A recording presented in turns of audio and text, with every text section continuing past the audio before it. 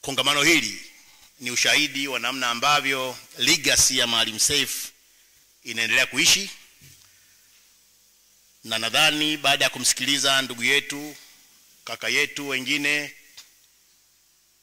kiongozi wetu Rostam Aziz, ambaye ndiye mtu ambaye atakuwa mzungumzaji, ndio atakayetoa keynote address hapa kuhusu Maalim Seif. Nimesikia kwa sababu ni mwanahabari, baadhi ya watu wakidadisi tu Rostam Aziz na Maalim Seif Sharif Ahmad. Inakuwaje kwaje? Sasa hapo ndio bahati na fursa ya kuwa mwanahabari. Lakini zaidi hiyo ndio bahati na fursa nyingine ya kufanya kazi kwa miaka mingi na Maalim Seif Sharif Ahmad pamoja na udogo wangu. Na kama kwa umri wangu wengine hapa kama wametaja miaka mingi, mwaka 63, miaka 65. Mimi nimefanya naye kwa muda huo pia, wakati nakutana na Maalim Seif Sharif Ahmad kama mwanahabari, ndio kipindi hicho nilichokutana na Rostam Aziz. Na kwa bahati njema dhimu ambayo ninayo kuliko watu wengi, nadhani kama Rostam angeamua kumtumia kama alivyotumiwa Professor Burgess kuandika ile academic kitabu cha Maalim Seif An Enduring Trust, wenda Rostam angefikia kama sasa mdogo wangu na wewe kibanda, sifikiria kuandika kitabu changu basi. Na yumkini katika eneo ambalo ningeligusa ni la uhusiano wa kikazi kati ya Rostam Aziz na Maalim Seif Sharif Ahmad. Nimepata kuwa shuhuda, kuwaona wakikutana, wakizungumza katika vikao ambavyo sisi tulikuwa hata hatupaswi kusogea pale. Kama jambo kubwa la nchi wanazungumza. Rostam mjumbe wa kamati kuu ya CCM, mjumbe wa halmashauri kuu na kamati kuu ya CCM, mbunge wa Igunga wakati huo, miaka ya mwanzo ya 2000, wakati joto la siasa la Zanzibar likiwa kubwa sana. Watu ambao mnakumbuka vizuri historia ya nchi hii, akiwa mbunge wa Igunga, na hili naomba niombe radhi, pengine sikuruhusiwa kusema, sijui ni kwa namna gani alikuwa na mapenzi makubwa na Zanzibar. Aliongoza kundi la wabunge wenzake wa CCM na wa upinzani kujaza sahihi za kupinga mchakato wa mabadiliko ya katiba ya Zanzibar, ambayo mtu mmoja, kiongozi mmoja wa kisiasa, alikuwa anasemekana anataka kujiondoa na kuongoza kwa muhula mwingine. Na sisi wanahabari tukaichukulia ile habari kwa uzito mkubwa sana. Huyo ndio Rostam Aziz.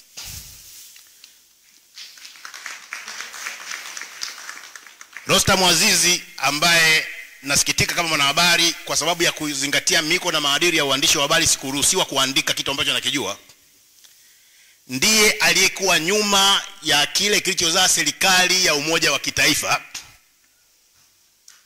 Baada yeye na Maalim Seif katika vikao ambavyo vilikuwa vinafanyika wakati mwingine Zanzibar, ambavyo mimi nilikuwa sivioni hivyo Zanzibar, lakini ambavyo niliona Dar es Salaam, wakati mwingine nyumbani kwa Rostam, mimi nikiwa katika kazi zangu za uandishi wa habari, na naambiwa sasa hili si kila unachokiona kinaandikwa Absalom. Unajua hali ya siasa ya Zanzibar. Wakati huo Zanzibar imetoka katika kitu kinaitwa mgogoro, zama hizo wakitumia mpasuko wa kisiasa Zanzibar. Mara kadhaa ndugu yangu Jusa Ismail akiwa ameambatana na Maalim Seif walifika nyumbani kwa Rostam, na kile ambacho Mheshimiwa Rais Maalim Karume alikitusimulia mwaka jana hapa, cha kukutana na Maalim Seif Sharif Ahmad, hata kabla ya ule mkutano wa muafaka kule Butiama, nilikishuhudia kikifanyika nyumbani kwa Rostam Aziz. Na kimsingi Rostam Aziz ambaye mnamfahamu alikuwa mtu wa karibu sana na Maalim Karume, na watu ambao wanajua kampeni kama ule mwaka 2000 kuelekea uteuzi wa mgombea wa urais wa CCM Zanzibar, one of the key personalities ya uteuzi wa Maalim Karume alikuwa ni Rostam Aziz. Kwa hiyo ilikuwa rahisi sana kwake kujenga ushawishi kwa upande wa Karume, lakini zaidi kwa imani ambayo Maalim Seif aliijenga kwa Rostam Aziz. Sasa huu ni upande wa nilikuja Zanzibar mwaka 2006 na 2007 na mmoja wa waandishi wenzangu nikaomba kukutana na Maalim Seif Sharif Hamad nyumbani kwake, na nikamuuliza, Mheshimiwa Maalim, umeniambia mambo mengi sana kama kijana wako unaniamini.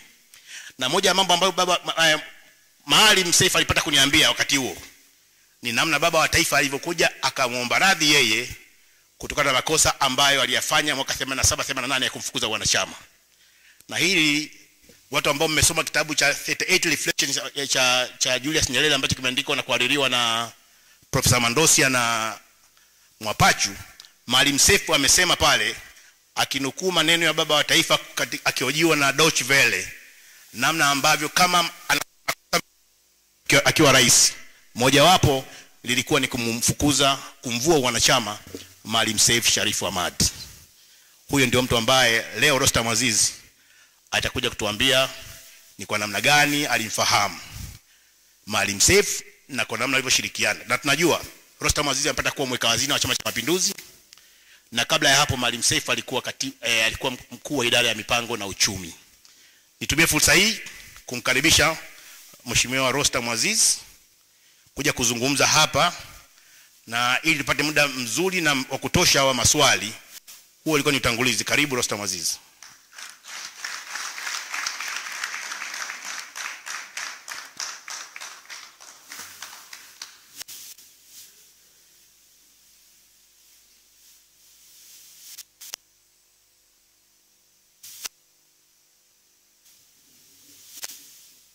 Habari za mchana,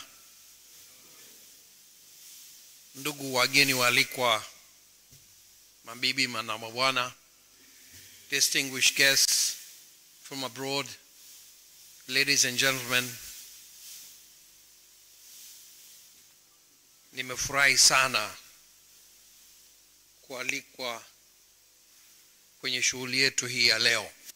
Ni heshima kubwa kwangu mimi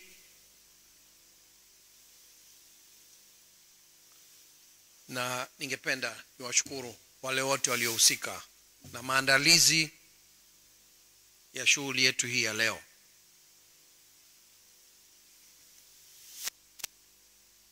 Ningependa nianze.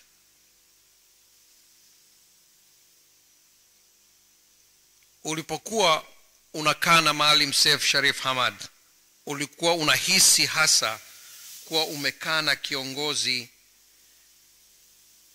hakuhitaji hata kusema chochote.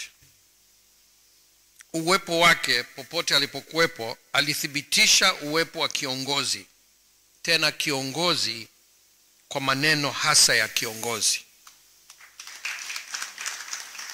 Haiba, bashasha, utulivu, maarifa, weledi, na muhimu zaidi hekima na busara, vyote hivi ulikuwa ukivihisi na kuviona kila atakapokuwepo. Mungu anaanza kuchoka.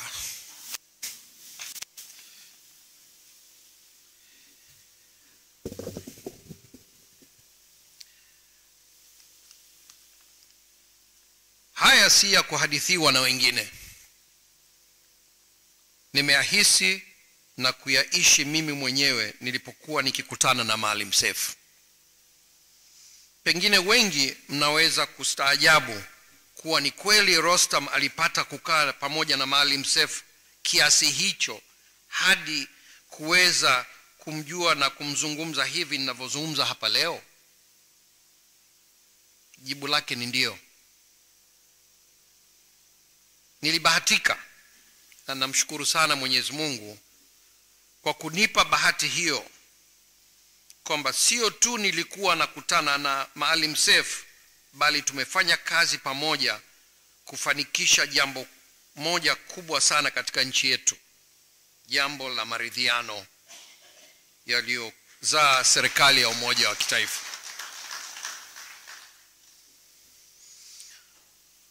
Tulianza kufanya kazi na Maalim Seif na ndugu yangu Ismail Jusa kuhusu swala hili tokea mwaka 2004. Nilipata nguvu ya kuendelea na jambo hili baada ya kuwa nilishakutana na kufanya mazungumzo mara nyingi na rafiki yangu wa karibu, Rais mstaafu Abedi Karume, tangu kabla hata hajawa rais, na kuweza kuona shauku yake ya kuiondoa Zanzibar kwenye siasa za migawanyiko na mifarakano. Hilo linivutia sana, nikaamua kufanya naye kazi, na ili msingi wa mimi kumuunga mkono katika urais wake wa mwaka 2000. Ulipokuja uchaguzi wa 2005 na rais mstaafu Jakaya Mrisho Kikwete kuteuliwa kuwa mgombea urais wa Jamhuri ya Muungano kupitia CCM, tukaona sasa timu imekamilika. Tukaona ni fursa ya kulifanikisha hili.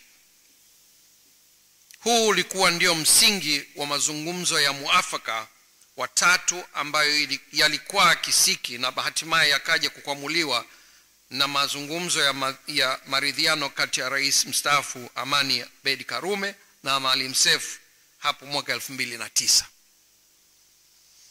Kamati ya maridhiano ikaundwa Zanzibar, kura za maoni zikafanyika, katiba ya Zanzibar ikabadilishwa, na hatimaye serikali ya umoja wa kitaifa ikaanzishwa Zanzibar. Nimeamua kuyasema haya ili tujikumbushe kwamba mtu ambaye ndiye sababu ya kukusanyika kwetu hapa hakuwa mtu wa kawaida hata kidogo. Ni mtu aliyejitoa nafsi yake na akaukataa ubinafsi kwa kujali nchi yake na watu wake. Huyo ndio Maalim Seif. Ni aina ya viongozi ambao nadra sana kutokea katika nchi. Huwa ni zawadi kutoka kwa Mwenyezi Mungu, na huchukua miaka mingi na vizazi kadhaa kabla mwingine hajaja. Yeye mara zote alijali maslahi mapana ya nchi yake na watu wake. Bila shaka, bila kuwa na elimu bora kwa Wazanzibari, ndoto ya Zanzibar mpya haitoweza kutimiza. Hata hivyo, ni imani yangu thabiti kwamba bila umoja katika hali ya kuwepo maridhiano, hata muda wa kuwaza kuwa na Zanzibar ambition kama yalivyokuwa nayo Maalim Seif hautakuwepo. Kuna ushahidi wa kisayansi kuhusu wa maridhiano katika maendeleo ya watu. Hapa nitanukuu matokeo ya utafiti wa kitaalamu yaliyotolewa mwaka 2017 katika taarifa iliyoitwa Zanzibar Poverty Assessment. Wataalam walionyesha kuwa katika kipindi cha miaka 5 kati ya mwaka 2010 na 2015, kasi ya kupungua kwa umaskini ilifikia 11%. Hii ilikuwa ni kasi kubwa zaidi ya kupungua umaskini Zanzibar kuliko wakati wowote tangu mwaka 1964. Itakumbukwa kuwa kipindi hiki ndicho kipindi ambacho serikali ya umoja wa kitaifa iliundwa kwa mara ya kwanza na Zanzibar kupata utulivu kubwa, na hivyo kuchochea shughuli za kiuchumi zilizozalisha ajira kwa Wazanzibari na kuwapa kipato cha kuendesha maisha yao. Nina uhakika kwamba takwimu za kati ya mwaka 2015 hadi mwaka 2020 zitakapotoka, hali itakuwa ni tofauti sana. Katika hali kama hiyo, tunaweza kufahamu kwa nini Maalim Seif alitumia maarifa, nguvu na uwezo wake wote kuhakikisha kwamba Zanzibar inakuwa moja na yenye maridhiano. Lakini nje ya hayo, Maalim Seif pia alikuwa na dira ya namna ya kuijenga Zanzibar mpya, ambayo msingi wake ulikuwa ni elimu. Mwenyewe akifupisha dira yake hiyo kupitia maneno aliyoyaita yaliyojikita kwenye dhamira aliyokuwa akirudia mara kwa mara, dhamira ya kuifanya Zanzibar kuwa Singapore ya Afrika. Na hilo ndilo ninalotaka kujikita nalo katika mazungumzo yangu hapa leo. Nianze kwa kunukuu sehemu ya taarifa ya hali ya umaskini nchini Tanzania iliyotoka mwaka 2020, ambapo wataalamu walioiandaa walisema Tanzania inapaswa kufanya uwekezaji mkubwa kwenye mtaji wa watu, human capital, na kuongeza ujuzi, yani skills, kwa nguvu kazi yake, ili kuchochea kasi ya ukuaji wa uchumi na kuzalisha ajira, hasa katika sekta zinazoongeza kasi ya ukuaji wa uchumi. Nukuu hii ni sahihi kwa Zanzibar kama ilivyo kwa Tanzania, lakini pia ni sahihi kwa Afrika na nchi yoyote duniani. Elimu ni msingi mkubwa na muhimu sana wa maendeleo ya taifa lolote duniani, kwani takwimu zinaonyesha kuwa watu wenye elimu na ujuzi wanafanikiwa zaidi kuondoka katika dimbwi la umaskini kuliko watu ambao hawana elimu. Katika uongozi na dira yake, alisisitiza sana umuhimu wa kujenga uwezo wa kielimu kwa Wazanzibari ili waweze kuzikabili changamoto za maisha yao, kuleta maendeleo yao na kutengeneza utajiri katika nchi yao. Alikuwa na ndoto ya kuifikisha Zanzibar mahala pakubwa kiuchumi na katika maendeleo ya jamii kwenye eneo letu la ukanda wa Afrika Mashariki na katika dunia. Kutengeneza ndoto kwa unaowaongoza na kuwapa hamasa na imani ya kuweza kuifikia ndoto hiyo. Huu ndio wajibu mkubwa wa kiongozi, lakini sio viongozi wote wenye uwezo huo. Jarida la Foreign Affairs July August 2022 limeelezea umuhimu huu wa kuwa na ndoto ya taifa, na naomba ninukuu: katika ujenzi wa misingi ya taifa, shabaha inayokubalika na wote au kwa nchi nyingine huitwa ndoto ya taifa. Hili ni jambo la muhimu sana. Bila kuwa na ndoto ya taifa, jambo ambalo kila mwananchi analipigania kwa namna yake, inakuwa vigumu sana kuwaunganisha watu pamoja na kuchochea nguvu zao katika ujenzi wa taifa lao. Mataifa hukua na huanguka kutokana na sababu mbalimbali, lakini kukosekana kwa sifa zinazozitambulisha taifa, yani national character, huharakisha zaidi kuanguka kwao. Kama ambavyo tunajadili katika mada hii, wakati mwingine huwa tunaelekeza nguvu nyingi kwenye ukuaji wa uchumi. Ni kweli kuwa ukuaji wa uchumi ni chanzo cha nguvu ya taifa lolote, lakini ni muhimu kusisitiza umuhimu wa kujenga ndoto ya taifa, yani national ambition. Raia wote kuwa na fursa sawa za maendeleo, kujenga utaifa bila kujali dini, kabila, rangi au upande wa muungano, dola yenye nguvu, ujenzi wa taasisi imara. Hili ndilo jambo ambalo Maalim alikuwa analipigania maisha yake yote. Zanzibar inayopaa kiuchumi, ikiwa ni kituo kikuu cha biashara na huduma katika eneo la Afrika Mashariki, yani Singapore ya Afrika. Ndoto hii haipaswi kuachwa, bali ni wajibu wetu sote kuendelea kuipigania. Mara kwa mara tumekaa na tunabadilishana mawazo na Maalim Seif nikamwambia kwamba umekuwa ukiwapa matumaini makubwa wa Zanzibari kuwa utaweza kuwaongoza na hivyo kubadilisha maisha yao, lakini maisha yao ndani ya muda mfupi. Nikamuuliza atalifanikisha jambo hili vipi. Jibu lake lilionyesha mtu anayejua anachokitaka na jinsi ya kukifanikisha. Aliniambia ni lazima kwanza uwe na dira.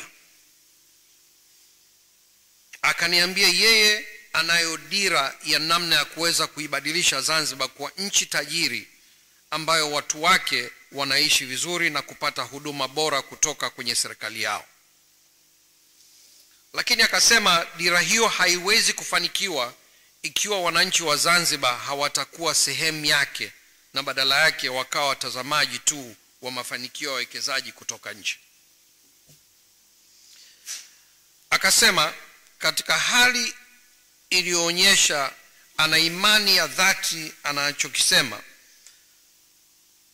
kwamba hakuna njia ya mkato ya kuwafanya wananchi kuwa sehemu ya dira hiyo na kunufaika nayo zaidi ya kuwekeza kwenye elimu bora na ya kisasa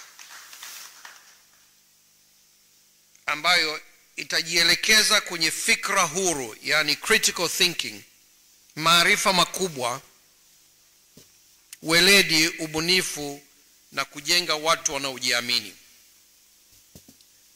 He couldn't have been more right. Mtazamo wake ulikuwa sahihi kabisa. Ni vipi basi elimu inaweza kuwa vienzo ya ukuaji uchumi na utengenezaji wa utajiri kwa nchi na watu wake? Kwa mtazamo wangu, elimu inaweza tu kuwa mkombozi wa watu ikiwa itakuwa ni elimu bora inayojikita kuwajengea watu uwezo wa kutambua fursa zilizopo mbele yao, namna ya kuzitumia fursa hizo ili wafaidike kutokana na fursa hizo. Hivyo basi elimu yetu inapaswa kuwafanya wahitimu wetu wawe ni watu wenye uthubutu wa kuhoji na kujihoji, yani critical thinking.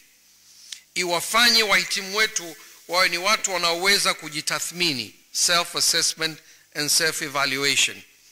Iwafanye wahitimu wetu wawe na kiu isiyokwisha ya kujiongezea maarifa mapya katika ulimwengu unaobadilika kwa kasi kila siku, thirst of acquiring new knowledge and skills. Iwafanye wahitimu wetu wawe watundu na wabunifu, ya innovative and creative, na iwafanye wahitimu wetu wawe na uthubutu, wanaojiamini, yani daring and self-confident. Wakati umefika wa kuondokana na mfumo wa elimu tuliourithi kutoka kwa wakoloni na kuubadili ili tuweze kukidhi haya ambayo nimeyasema hapo juu. Hakuna ubishi kwamba elimu ni muhimu katika kufikia maendeleo ya mtu binafsi na maendeleo ya nchi. La kujadiliana hapa ni aina ya elimu tunayotaka kuwa nayo kwa ajili ya mustakabali wa Zanzibar na nchi yetu kwa ujumla. Umuhimu wa elimu katika maendeleo ya watu wa nchi umethibitishwa kisayansi kabisa. Takwimu zinatuonyesha kuwa familia za Wazanzibari ambao wakuu wa familia angalau elimu ya sekondari, hali zao ni bora zaidi kuliko familia ambazo wakuu wa familia wana elimu chini ya kidato cha 4 na wasiokuwa na elimu kabisa. Elimu ndio mtaji wa umma.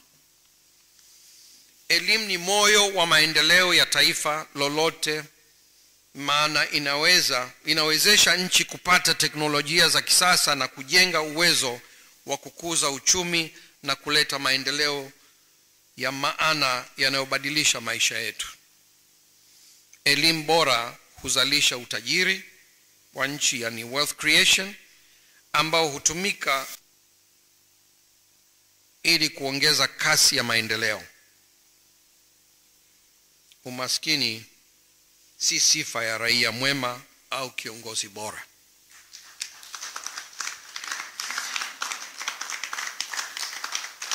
Hali ya elimu kwa Zanzibar ina nafuu ukilinganisha na nchi nyingi za kusini mwa jangwa la Sahara, kwa maana idadi ya watoto waliopata nafasi ya kwenda shule, lakini tatizo kubwa linabaki kuwa ni kiwango cha elimu inayotolewa. Nusu ya Wazanzibari angalau wana elimu ya sekondari, na ni 20% tu ya Wazanzibari ambao hawana elimu ya aina yoyote. Hata hivyo, kilio kikubwa ni ubora wa elimu inayotolewa kwa Wazanzibari. Katika kumwenzi Maalim Seif, ni muhimu sana tuwekeze nguvu kubwa katika ubora wa elimu ili kuwaandaa Wazanzibari kiuchumi ambao yeye Maalim Seif aliamini unapaswa kufikiwa, ambao ni wa kuifanya Zanzibar kuwa Singapore ya Afrika, yani kituo cha biashara huduma katika Afrika Mashariki na bara la Hindi. Kwa kuwa dira Maalim Seif na Wazanzibari wengi ni Zanzibar kuwa Singapore ya Afrika, ni vyema tukatazama namna nchi hiyo ilivyoweka nguvu kwenye elimu katika maendeleo yake. Waziri Tharman Shanmugatram wa Singapore amenukuliwa katika kitabu cha The Asian Aspiration akisema, naomba nimnukuu: elimu ndio mkakati wetu muhimu wa kiuchumi na kijamii. Tangu tupate uhuru tuliamua kuondoa siasa kwenye elimu, lakini tulichukua maamuzi ya kisiasa kuhakikisha kuwa elimu yetu inazingatia matokeo bora ya kusukuma nchi yetu mbele. Vile vile tulizipa mamlaka za elimu uhuru mkubwa. Mwisho wa kunukuu. Hivi karibuni tu Waziri Mkuu Lee Hsien Loong wa Singapore amesema kwamba sera ya Singapore ni kuwavutia watu wenye vipaji vikubwa vya elimu, wale ambao sisi tunawaita akili kubwa, wahamie na wabakie Singapore.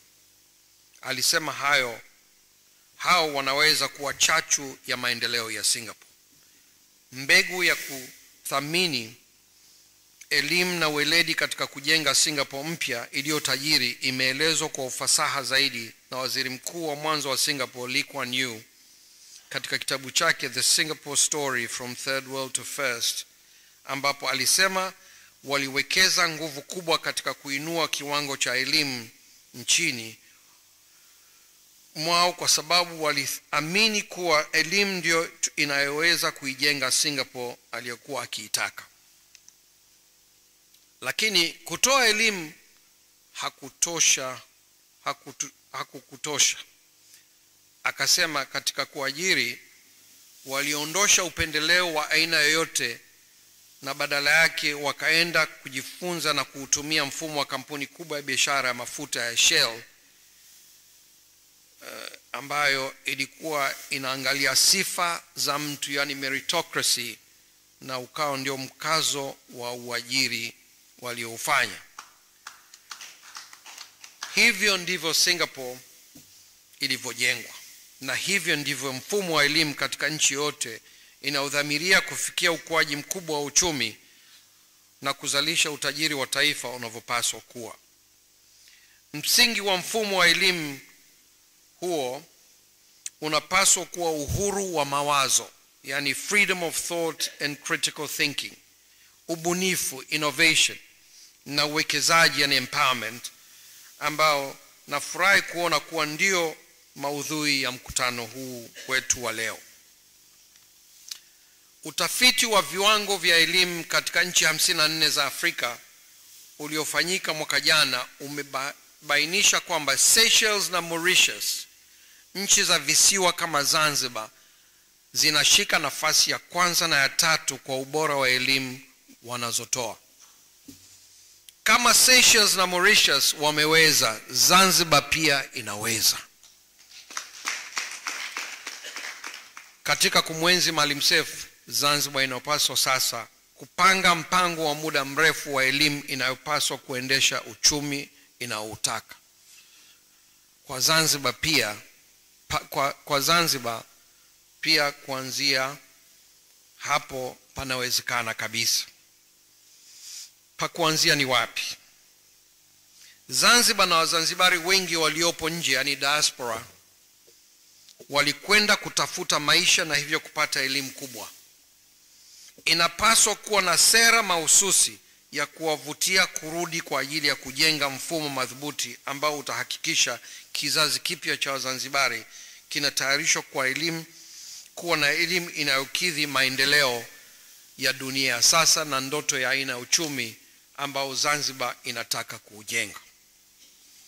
Kiwango cha Wazanzibari wenye elimu ya sekondari ni kikubwa kuliko nchi yote nyingine kusini mwa Afrika, kusini mwa jangwa, na hivyo hapa hatuna budi kuzipongeza serikali zilizopita kwa hilo, lakini kinachotakiwa ni kujenga uwezo wao hawa ambao wamefanikiwa kusoma mpaka hapo kwa kuwapa re-education kwa kupitia njia mbalimbali zinazopaswa kubuniwa na kuongeza kiwango cha ujuzi, yani skills.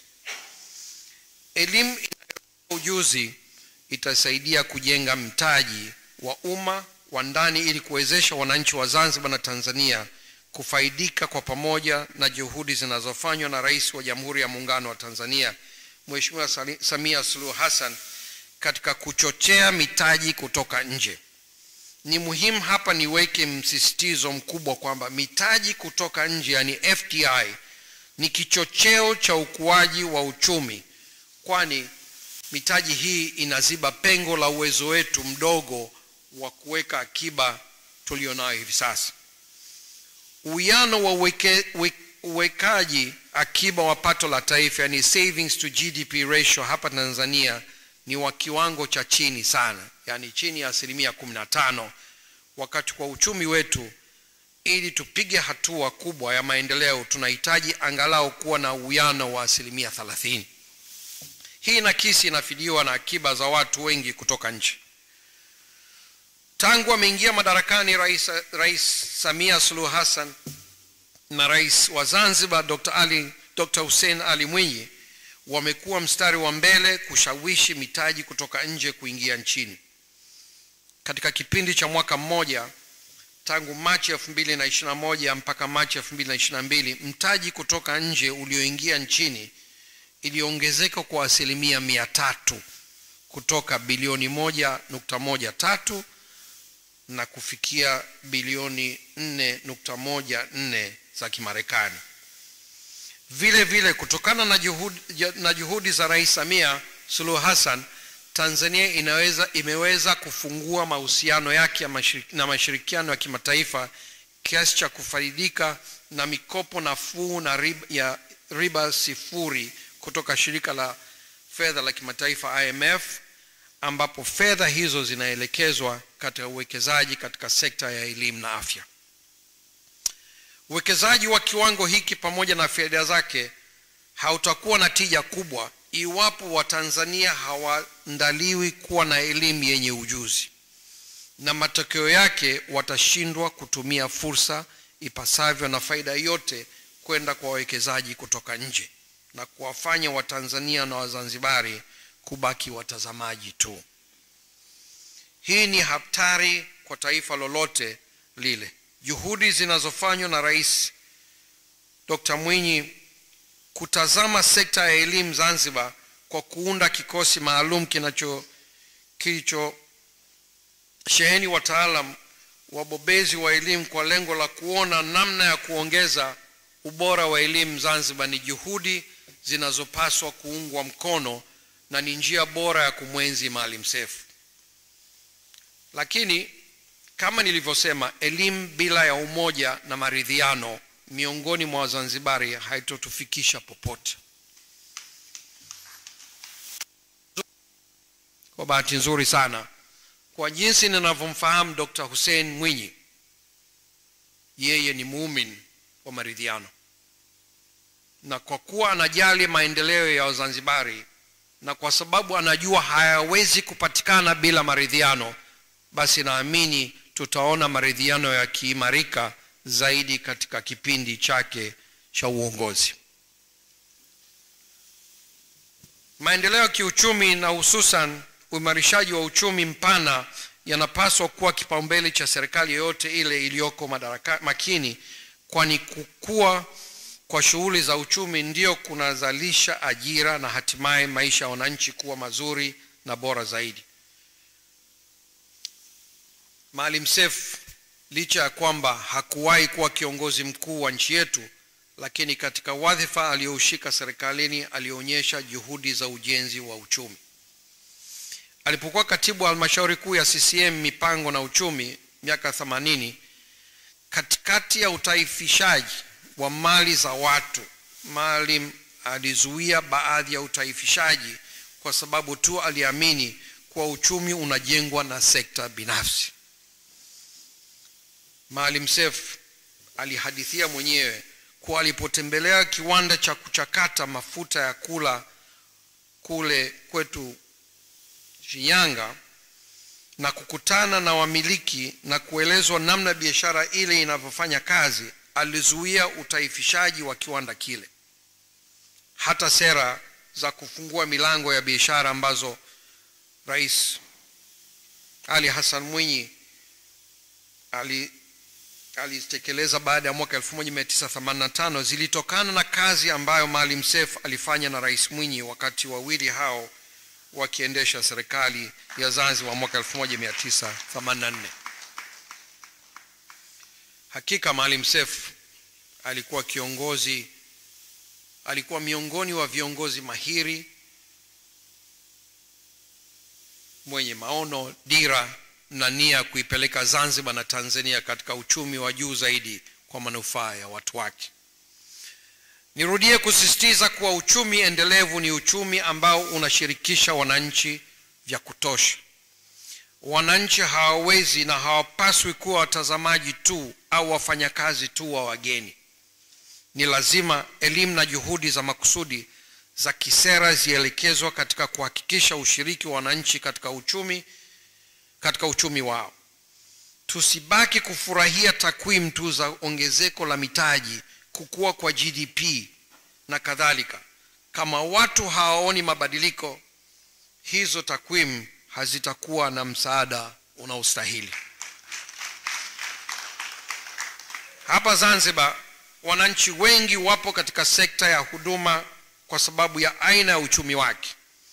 Ni lazima mfumo wa elimu ya Zanzibar uhakikishe kuwa Wazanzibari wanakuwa na ujuzi wa kutosha kushiriki katika sekta kuu ya utalii, lakini pia sekta zinazounganika na sekta hiyo kama vile sekta ya huduma za usafiri wa baharini, angani, wa nchi kavu, huduma za fedha na mabenki, uhasibu, ukaguzi, wanasheria, uzalishaji wa bidhaa zinazohitajika katika utalii, zikiwemo zile zinazotokana na kilimo cha mboga na matunda, ufugaji na uvuvi, uendeshaji wa migahawa ya kisasa na biashara za vito vya thamani. Zanzibar sio tu itoe wafanyakazi wazuri wa mahoteli, bali pia itoe mameneja bora na wabunifu wanaoweza kusimama na kuhesabika katika huduma zote muhimu zinazoendesha uchumi wa visiwa hivi. Sekta mpya zinazoibuka Zanzibar ni pamoja zile za gesi asilia na mafuta, nishati inayotokana na vyanzo visivyomalizika kama ya jua na upepo, yani renewables, na kilimo cha matunda, viungo, ambapo Zanzibar kumekuwa na uzalishaji wa muda mrefu lakini ni wa kienyeji. Uzalishaji wa viungo na mboga unahusiana moja kwa moja na ukuaji wa sekta ya utalii. Zanzibar leo inapokea watalii wanaofika 600,000 kwa mwaka, na tayari tunaona sehemu kubwa ya vyakula hata mboga vikiagizwa kutoka nje ya Zanzibar. Hivi wakifika watalii milioni 2 kwa mwaka, tutajenga terminal ya kuingiza michicha, nyanya na vitunguu. ni vyema sasa hatua mahsusi zichukuliwe kuwajengea uwezo na elimu wa Zanzibari ili wawe na ujuzi wa kuzalisha kwa tija bidhaa hizo ndani ya ardhi ya Zanzibar. Ili hoja yangu ieleweke vizuri, ni vyema nikatoa mfano wa vipi elimu na maarifa huleta mabadiliko, kukuza uchumi na kutengeneza utajiri. Mfano huu unahusu sekta ya kilimo ambao ndio husahaulika sana. Huwa napenda kuutoa kule Tanzania bara. Hivi tunajua kuwa mkulima wa tumbaku wa Zimbabwe mathalan huvuna majani ya tumbaku mara 5 zaidi katika kila ekari ukilinganisha na kinachovunwa katika ekari na mkulima wa Tanzania. Tija hii inatokana na utaalamu ambao ni zao la elimu ya mara kwa mara. Kwenye chai ni hivyo hivyo. Tanzania yenye mashamba ya ekari mara 3 zaidi ya Sri Lanka hupata mapato ya fedha za kigeni ya shilingi dola milioni 34 kwa mwaka, wakati Sri Lanka hupata zaidi ya dola milioni 900. Hadithi ni hiyo hiyo kwenye karafuu ukilinganisha Zanzibar na nchi nyingine zinazolima zao hilo. Ni lazima tubadilishe mfumo wetu wa elimu tunayotoa kwa watu ili ujibu changamoto hizi. Ni muhimu sana kuwapa ujuzi wa kutosha wa mara kwa mara watu wetu. Tuondokane na elimu ya kukaririshwa, tuende kwenye elimu inayofikiria na kutoa majawabu ya changamoto zetu, elimu itakayokuza uchumi wetu na kutengeneza utajiri wa taifa na watu wake. Kwa upande wa mafuta na gesi asilia, nishati inayotokana na vyanzo vya jua na upepo na maeneo ya usafiri wa baharini na angani, ni muhimu zaidi ya kuandaa vijana wetu katika ngazi zote za ujuzi. Elimu itukomboe, tusiwe watazamaji katika jitihada za kukua kwa uchumi. Watunga sera wetu walikumbuke hili muda wote. Tukiweka nguvu ya kutosha kwenye kubadilisha na kuimarisha mfumo wetu wa elimu na kuimarisha umoja wa Zanzibari kwa kujenga katika misingi uliopo sasa wa serikali ya umoja wa kitaifa, Zanzibar itaweza kujenga uchumi wake kwa kutumia nafasi yake ya kijiografia kwenye eneo letu hili la Afrika Mashariki, maziwa makuu na bahari ya Hindi. Bila ya elimu na mshikamano wa kitaifa, itakuwa ni vigumu sana kukuza uchumi na kuzalisha utajiri wa taifa. Kama alivyosema Rais Samia Suluhu Hassan katika mazungumzo yake na Rais William Ruto wa Kenya hivi karibuni, tusipoimarisha uwezo wa watu wetu kushiriki katika uchumi, tutajikuta tunagawana umaskini badala ya kugawana utajiri. Ni kwa sababu watu wetu hawana elimu na ujuzi ndio maana tunapata wawekezaji uchwara ambao wanakuja kuchukua fursa za Watanzania, mithili ya mtu anayeona kwa mbali akiwa ameingia kwenye eneo la watu wasioona kabisa. Kwa kulitambua hilo, ndio maana Rais Samia amejitoa na kujipambanua kuwa mkombozi halisi wa wanyonge na maskini wa nchi hii. Kwa tafsiri sahihi ya neno hili, mtetezi au mkombozi wa wanyonge si yule anaipiga kelele na kusema wapa wananchi wake vituo vya afya, kuwajengea shule, kuwajengea masoko, kuwafungulia fursa za biashara na ujasiriamali na kuifungua Tanzania kimataifa. Huyo ndio mkombozi sahihi wa uchumi.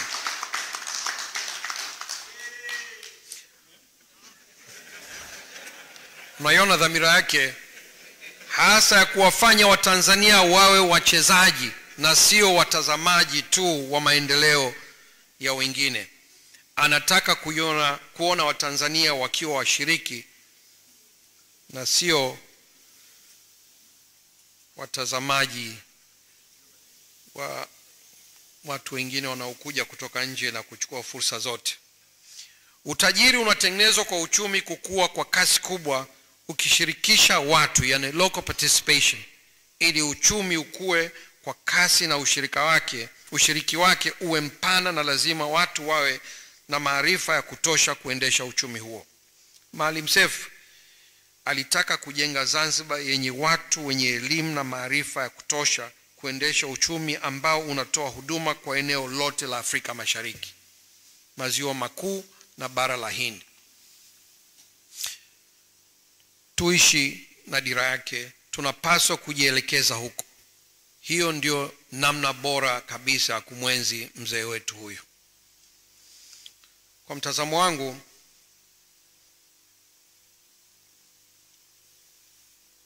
nina hakika tukitafakari vizuri tutakubaliana sote kuwa viongozi wa aina ya Maalim Seif na mzee Mkapa na watu waliotangulia ndio wanaofaa katika kuongoza nchi zetu. Kila leo inapaswa iwe bora kuliko jana yetu, na kila kesho yetu iwe bora kuliko leo yetu. Watoto wetu wapate elimu, vijana wetu wapate ajira, mama zetu waweze kuishi maisha bora bila kuhangaika na kuteseka, na wajasiriamali wetu waweze kutajirika na kutengeneza mitaji ya kuwekeza zaidi. Ni muhimu kuwaenzi viongozi wa aina ya Maalim Seif. Nimefurahi kusikia kuwa Zanzibar imeunda kikosi kazi cha kuangalia namna ya kufanya mageuzi makubwa ya mfumo wa elimu. Wito wangu kwa watunga sera na wenye mamlaka ni kutofanya mageuzi ya juu, bali ikibidi hata kufanya mapinduzi ya mfumo wa elimu ili ukidhi mahitaji ya Zanzibar ya sasa na vizazi vijavyo.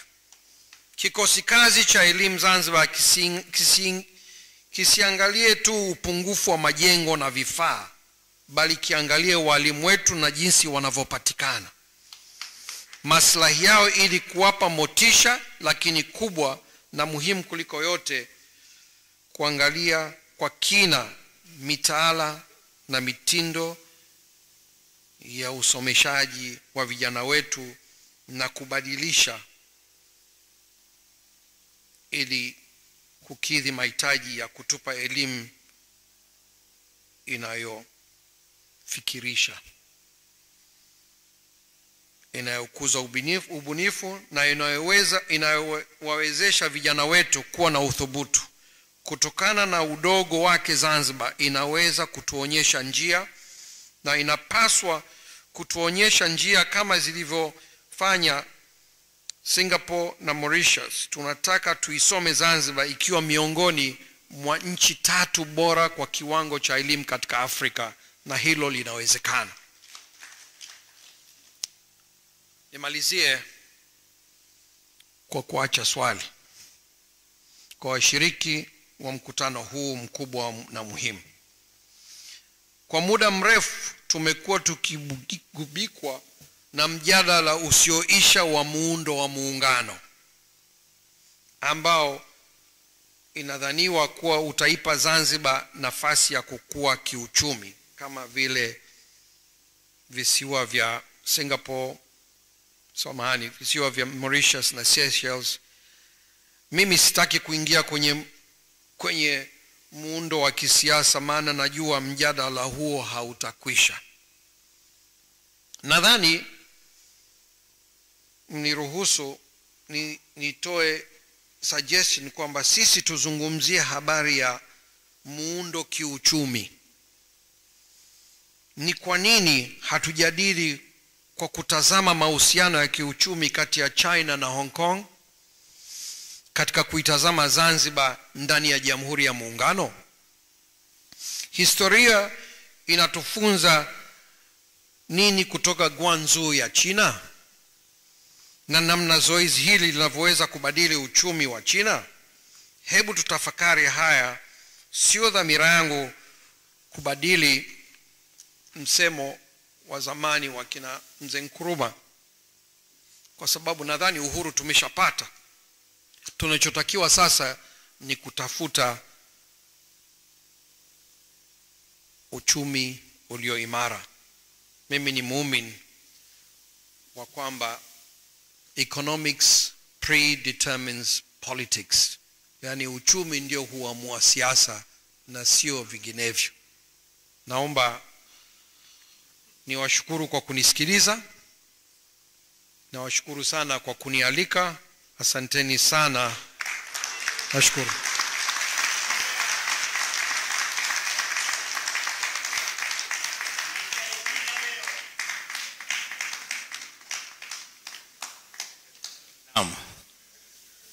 Tunashukuru sana ndugu yetu kaka yetu Rostam Aziz.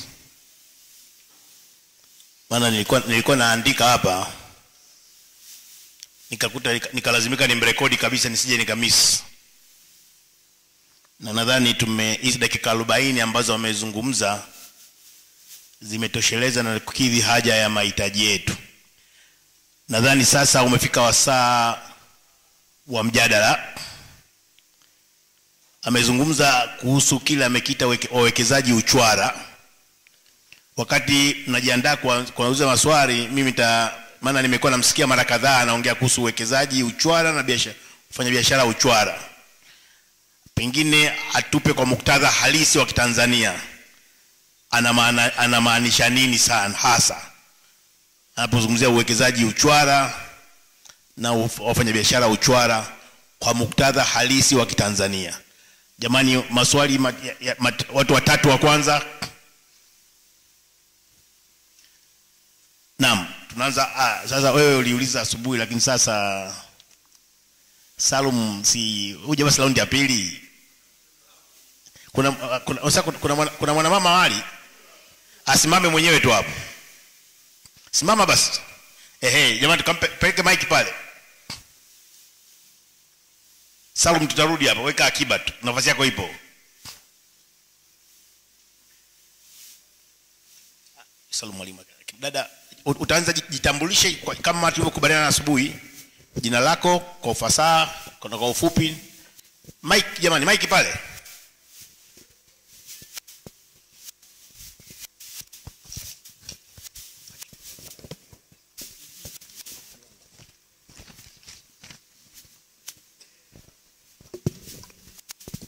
Asante, mimi naitwa Najat Omar, ni mwandishi wa habari kutoka The Chanzo.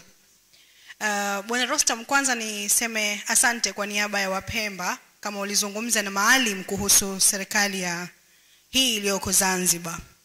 Kwanza niseme hilo. Lakini swali langu ni kwamba umezungumzia sana maisha yako yeye Maalim na wewe. Nilikuwa nataka kujua kwenye mazungumzo yote mliokuwa mkizungumza wakati wa uhai wake, lakini na mazungumzo yako ambayo kwa takriban yamezidi dakika 55, ulikuwa unafikiria ni wapi mfumo wa elimu Zanzibar unakosea? Kwa sababu licha ya kwamba hii taasisi iko na watu wengi mashuhuri ambao wana vyeo, ambao wana nyadhifa mbalimbali, lakini ni kama wakati mwingine tunatumia majukwaa haya, kumradhi hili neno la Kiswahili simaanishi kwamba hayana maana, kupwaga sana pasina kuchochea moto ambao utaleta jumuishi. Elimu Zanzibar sasa imezungumzwa kwa takriban miaka 25, lakini bado hatujawahi kuona matunda. Pengine mimi na vizazi vyangu naweza kuathirika na mfumo huu uliopo na ukaendelea kuwepo. Na kama hayo unayowawazi yakifanyika, tunaweza kuvuka hapo na vizazi vyetu kama Professor Shivji alivyosema. Asanteni. Naam, tuende haraka swali la mtu wa pili. Kuna swali nyingine? Basi mpe Salum basi hapa. Upande huu sasa, tunakuja na upande huu. Salum mwalimu. Asante sana Mheshimiwa Kibanda. Kwa kweli nimshukuru sana Rostam na nimpongeze sana for such an excellent presentation. Sina uhakika walitumia nguvu gani na ushawishi gani kukuleta, lakini nadhani yako inaweza ikawa moja ya chachu na story kubwa ya mkutano huu wa pili wa kumwenzi Maalim Seif Sharif Hamad. Iko very relevant na umeconnect elimu na uchumi, lakini umeweza kuzungumzia maisha namna ambavyo umemfahamu na ulivyoishi na Maalim Seif. Kwa kaliba ya watu wa aina yako, pengine Mheshimiwa Rostam, wangeweza kuwa tayari kutumia fursa ya kujiendeleza badala ya fursa ya kuwaunganisha Watanzania wenzao. Lakini tukupongeze kwa hilo na nikupongeze kwa presentation hiyo nzuri. Na mimi ninadhani watu kama nyinyi kwenye nchi hii wanapaswa wasikilizwe, kwa sababu ninaamini unazungumza, nikija kwenye topic hii ya elimu na uchumi, nadhani mnazungumza kitu ambacho mmekiishi na pengine ndio kimewasaidia kuwafikisha hapo. Hatuhitaji mageuzi katika elimu, nakubaliana na wewe. Tunahitaji mapinduzi katika elimu yetu Zanzibar. Na tusiishie kuangalia majengo, tuna vyumba vingapi, tunafaulisha watu wangapi. Profesa Shivji nafikiri asubuhi na Mheshimiwa Makamu wa Rais walituambia tumekuwa tunaangalia zaidi pengine quality kuliko content, tunaangalia quantity kuliko content au quality. Kwa mimi ninadhani haya uliotuambia leo, ninajua ujumbe wako unaweza ukafika vizuri zaidi, pengine sio kutegemea tu leo hapa. Hebu wapeleke hiyo pepa na waambieni kwa hisani ya mkutano wa pili wa kumwenzi Maalim Seif Sharif Hamad, angalieni haya katika kuleta mapinduzi makubwa ya kielimu. Ningependa nikuulize tu swali moja. Unadhani hujapata nafasi au unapata nafasi ya kuyazungumza mambo haya kwenye vyuo vya elimu ya juu? Na kama pengine hujapata, unadhani ni nafasi nzuri kwako wewe unapoweza kukutanishwa na wanafunzi wa elimu za vyuo vya juu kufanya mihadhara ya aina hii, kuweza kusaidia kuunganisha elimu na uchumi na maendeleo ya taifa, lakini pamoja na maendeleo ya mtu mmoja mmoja? Asante sana Mheshimiwa Kibanda, asante sana Mheshimiwa Rostam Aziz. Jamani, hapa mbele, hapa katikati, itabidi tumuongeze mtu mwingine haraka haraka, maana naona muda umekwenda sana. Muda mfupi jamani. Asante sana mwasilishaji. Mimi nina maoni na swali moja. Naitwa Abdallah Musa Hija kutoka Zanzibar. Kwanza swali langu, kabla hujaingia moja kwa moja kwenye elimu na uchumi, ulizungumza mahusiano na Maalim ulivyofanya kazi katika kuleta utengamano Zanzibar.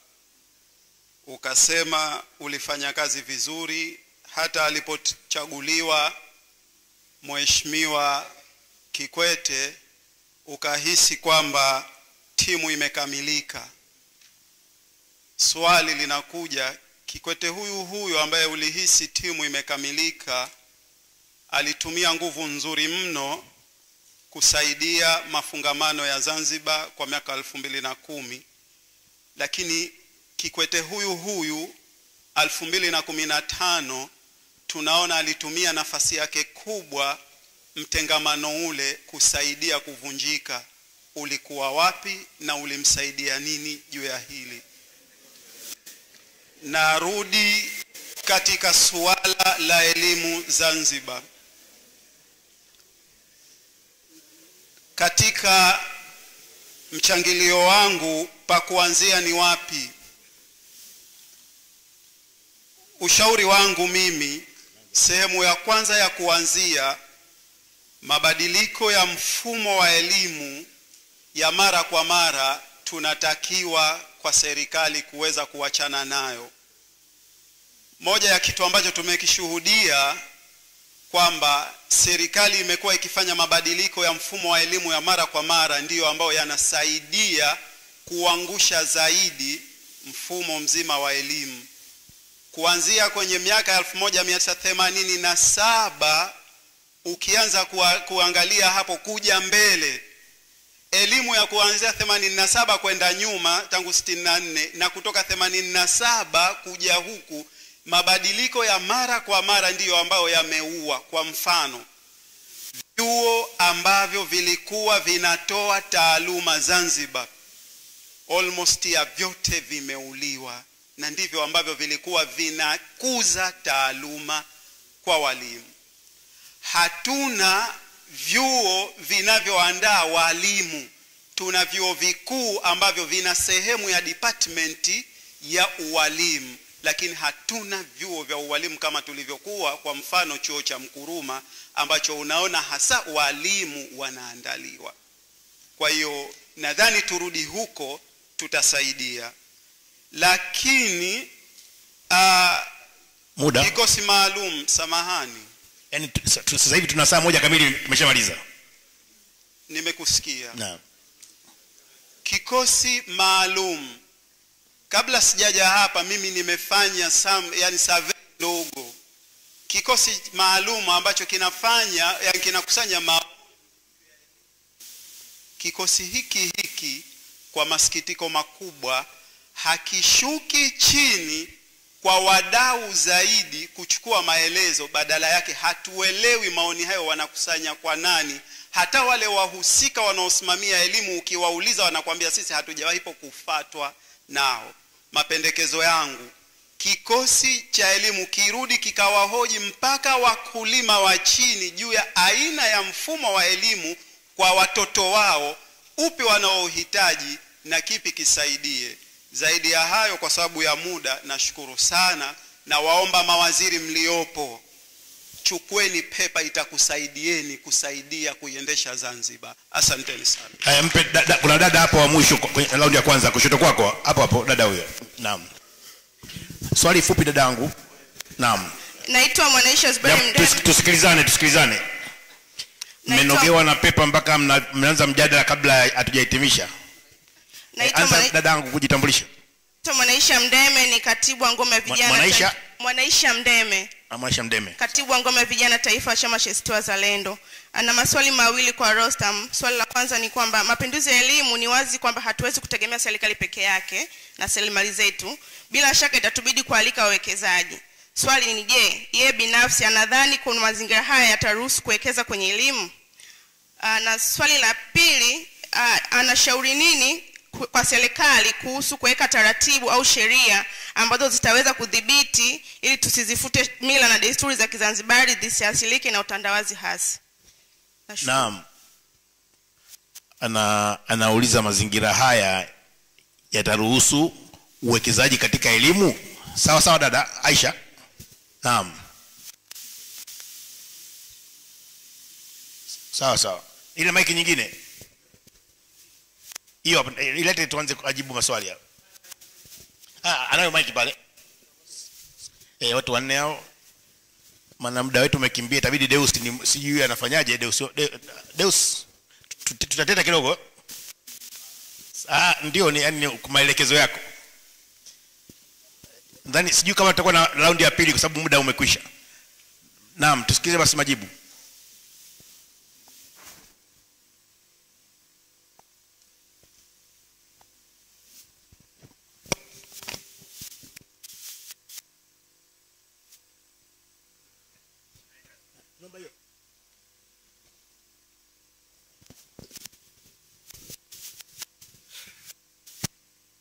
Sana moderator. Kwanza niombe radhi kwamba sikutegemea macho yangu yangekuwa dhaifu kama nilivyoona leo hii. Nilikuwa sioni pepa yangu vizuri, ikabidi niwe narudia baadhi ya maneno na mengine nilikuwa siyaoni kabisa. Inabidi nikitoka hapa nikapime mewani. Ndugu mliohudhuria hapa, kwanza niwashukuru sana kwa kunisikiliza, na sasa nijaribu kujibu baadhi ya hoja, maswali ambayo yamejitokeza. Na kwanza ni la dada yangu kutoka Pemba, Najat. akiuliza tunafanyaje kuhusu mfumo wa elimu ya Zanzibar. Nimesema katika paper yangu kwamba mimi kwa maoni yangu tunahitaji mapinduzi katika namna ya kuelimisha watoto wetu. Mapinduzi na sio reforms ambazo zinakuja mwaka hadi mwaka. Lazima tuangalie namna tunavyopata walimu wetu. Lazima tuangalie curriculum yetu kama inakidhi mahitaji ya sasa. Hii curriculum tuliyokuwa nayo na hii pamoja na bara ni curriculum za kizamani sana. Ni curriculum ambazo inawezekana zilikuwa zinakidhi wakati huo ambazo zimetengenezwa. Kwa mfano, mtoto anasoma, anaingia sekondari, akifeli sekondari ndio anaanza kutafuta skills, kama ni useremala au ni welder, wakati ingewezekana kabisa mtoto baada ya primary akisoma masomo mengine pia anasoma hizi skills katika shule ambazo tunakwenda kusoma elimu ya sekondari. Ni wale wanaofeli ndio wanaanza kutafuta vitu vingine. Kwa nadhani inabidi tuangalie upya curriculum yetu. Na ndio maana nimesema tuwe na mapinduzi na sio little reforms. Nimekuwa nikizungumza na ndugu yangu hapa Profesa Kitila. Mara nyingi nikikutana naye, yeye ndio mtaalamu wa mambo haya, huwa najaribu kumsikiliza ili anipe mawazo. Maana binadamu huwezi kujua kila kitu, inabidi utafute watu wenye kujua na wao wakupe mawazo yao. Lakini ukichukua yale ambayo anayafikiria na yale ambayo tunayaona, unaona wazi kwamba curriculum yetu inabidi ibadilishwe. Pawe na mapinduzi kabisa ya kuangalia namna tunavyo-educate watu wetu. Lakini kabla ya pale, tuangalie jinsi tunavyopata walimu wetu. Walimu wengi ni failures. Watu waliofeli ndio wanakuja kuwa walimu. Sasa mtu aliyefeli anaweza kumsomesha mtu kweli? Kwa hiyo inabidi pawe na mapinduzi katika kuangalia elimu kwa ujumla wake, na sio kuangalia majengo tu na madawati. Nilidhani mimi nimependekeza mapinduzi, na hicho kikosi kazi kinabidi kuangalia jinsi ya kuleta mapinduzi katika elimu. Uchumi wetu unahitaji different skill sets ukilinganisha na miaka 20 iliyopita. Tuangalie uchumi wa Zanzibar unaelekea wapi, na serikali jitahidi baadhi ya hizo training ambazo zinahitajika katika kukua kwa uchumi wa Zanzibar na kuwapatia ajira vijana wake ili waweze sasa kunufaika na kufaidika na fursa hizo. Ndugu yangu hapa Salum, mwalimu, nakushukuru sana kwa maneno yako mazuri. Muhimu ni kwamba viongozi na watunga sera ndio wajue kwamba tunahitaji kitu gani katika kuleta mapinduzi ya elimu. Kwenda kuzungumza na vyuo inaweza kuwa isiwe na tija sana. Nadhani kitakachoweza kutusaidia ni kwamba wale ambao ndio viongozi, wale ambao ndio watunga sera ndio inabidi tuwagongee hodi mara kwa mara ili tujaribu kuwapa mawazo yetu. Na kama nilivyosema, mimi nikiona wataalam huwa nazungumza nao, na pia hujaribu kuwashawishi kuhusu haja ya kuwa na mabadiliko katika mfumo wetu wa elimu ili kuweza kukidhi hayo ambayo tunahitaji, ili watu wetu waweze kutumia fursa zilizokuwepo na waweze kupata ajira za uhakika ili maisha yao yawe bora kuliko yalivyo hivi sasa. Ndugu yangu Abdallah Musa Hija amezungumzia habari ya kikosi kazi na kusema kwamba hawaendi chini kuliko wanavyohitaji. Mimi nadhani viongozi walioko hapa wametusikia. Nadhani hiyo message itafikishwa kwa watu wanaohusika, mawaziri waliokuwepo hapa, ili hicho kikosi kazi kifanye kazi ya kujua matatizo na masuala ya elimu kwa kadri itakavyowezekana, ili kuweza kuleta mapendekezo ya mabadiliko ambayo yatakidhi haya ambayo tumeyazungumza, au hayo ambayo wanayaona wao yatasaidia uchumi kukua zaidi kuliko unavyokuwa hivi sasa na watu kupata ajira. Ukizunguka tu kwenye hoteli za Zanzibar utakuta kuna wageni wengi sana wameajiriwa. Watoto wa Kenya wengi, utakuta watu wa bara wengi sana. Ni kwa sababu vitu simple tu. Kwa mfano kuweka training college ya hospitality industry, kwa maana ya kufundisha watu vijana namna ya kufanya kazi kwenye hoteli za kitalii. Nadhani ni vitu vidogo tu ambavyo vinahitaji kufanyika. Kwa hiyo tunahitaji, kwa kweli tunahitaji mabadiliko na tunahitaji mapinduzi ya elimu ili Wazanzibari waweze kufaidika na hizi fursa zinazokuja. Uzuri wake ni kwamba wawekezaji wengi wameitikia, wanakuja kuwekeza Zanzibar, lakini ni muhimu sasa hizo investment ziweze kuwa benefit wa Zanzibari. Na namna ya kubenefit wa Zanzibari ni kwamba Wazanzibari lazima waweze kusaidiwa kuwa na ujuzi wa kuweza kuzichukua zile fursa sasa na kuzitumia. Nadhani viongozi walioko hapa wametusikia, na sisi ambao tunaonana na viongozi mbalimbali tutaendelea kulizungumza hili na kusisitiza umuhimu wa kuangalia mfumo mzima ili tuweze kusaidia watu wetu waweze kuwa na maisha bora kuliko walivyokuwa nayo jana, na kesho awe bora kuliko ya leo.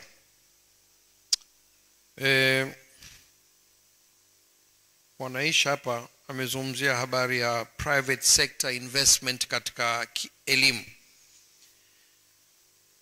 Nchi yetu ni maskini. Watu wetu wengi hawana uwezo wa kulipia shule. Kwa hiyo hata ukisema investor kama mimi niamue kuanzisha shule moja katika watu milioni 65, haiwezi kusaidia sana. Hili ni jambo ambalo linatakiwa kufanywa na serikali. Investment katika elimu ni kazi ya serikali. Private sector hatujafikia ukubwa huo, na watu hawajafikia kuwa na pato la kutosha kuweza kuchukua watoto wao na kuwapeleka kwenye shule za private. Kwa hiyo hata tukiinvest hapa na pale, bado kitu cha msingi hapa ni serikali kuona umuhimu wa kuwapa elimu watoto, elimu ambayo inaweza kuwasaidia kutumia fursa zilizokuwepo na kuhakikisha inabadilisha maisha ya watu wetu. Nimesema bila elimu ni kazi bure tu. Tunakuwa ni kama vipofu. watu wanakuja hapa, na ndio nataka nimalizie kwa hili swala la wawekezaji uchwara, kwa sababu mkiwa nyinyi hamuoni kabisa, hata akija mtu ambaye ana jicho moja linaona kidogo, anakuja kuchukua fursa zenu. Kule bara ukienda vijijini hivi sasa, ilikuwa Mafinga juzi hapa, nimekuta Wachina kila kona. Wachina wako Mafinga wanauza simu za mkononi.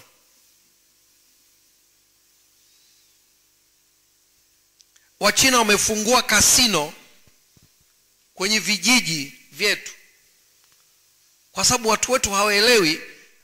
Kila mwezi anapato la milioni 120. Ni maana yake ni kwamba anafilisi watu wa kijiji kizima kila mwisho wa mwezi.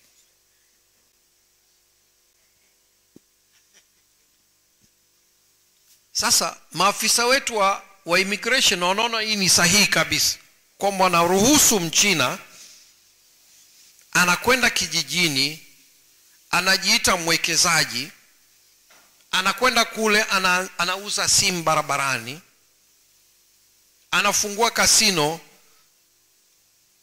kuwafilisi hata kile kidogo walichokuwa nacho watu wetu. Anachukua biashara ndogo ndogo zile za watu wa Mafinga, wale Wahehe walioko pale walikuwa na biashara za mbao. Hivi sasa wote wamemalizwa, biashara zote zimechukuliwa na Wachina. Sasa lazima tujiulize, hawa ndio wawekezaji tunawahitaji kweli? Naposema wawekezaji uchwara, maana yangu ndio hao. Inabidi kuangalia sheria yetu ya uwekezaji. Haiwezekani kwamba sheria inasema kampuni ikija na $500 inaitwa investor, lakini ndani ya kampuni ile wanaweza kuwa 20 wa michanga, $20, $30, wakaja kama kampuni wote wakapata class A investor status, wanaitwa wawekezaji. Na hatuna hata uwezo wa kujua kama kweli wameleta hizo $500. Ndio ninaposema wawekezaji uchwara hawatufai. Wanachukua fursa za Watanzania, lakini ili tuweze kuhakikisha hatupotezi fursa hizo kwa watu wa namna hiyo, manake lazima tupate elimu. Watu wakiwa na elimu hawezi kukubali hayo. Hawezi kuruhusu au Wachina wakaingia vijijini kule kuchukua fursa zao. Kwa nasema mifano ni mingi sana. Mtwara kule, Iringa kule, unakuta watu wanaojiita wawekezaji wameingia vijijini na kuchukua biashara za watu wadogo wadogo wa maeneo yale. Lazima tuwe makini, lakini moja ya kitu cha msingi hapa ni kuhakikisha tunaelimisha watu wetu. Watu wetu wanajua namna ya kuziona fursa zile, wanaziona fursa zile na kuzitumia fursa zile kwa maslahi yao. Hamna jingine isipokuwa kuwa na elimu ya uhakika, ili tuweze kufanikisha hilo. Baada ya kusema hayo, nadhani kama kuna lingine lolote. Nashukuru sana Rostam, tumetumia dakika karibu 80 sasa, tumezidisha muda. Na ndugu yangu Deus ameniambia kwa kweli, kwa sababu ya lazima tuheshimu muda, nadhani hatutakuwa na raundi ya pili. Na kama tutamuomba Rostam awepo kesho tena, tunaweza tukachomeka maswali kwa watu wengine, kwa sababu bado kongamano linaendelea. Na kushukuru sana Rostam kwa presentation yako nzito, tumejifunza mengi, na hitimisho la nani ni mwekezaji uchwara na nini madhila na madhara ya wawekezaji wa namna hiyo hapa Tanzania. Nashukuru sana, na nadhani huu ni mwisho wa session yetu. Asante sana.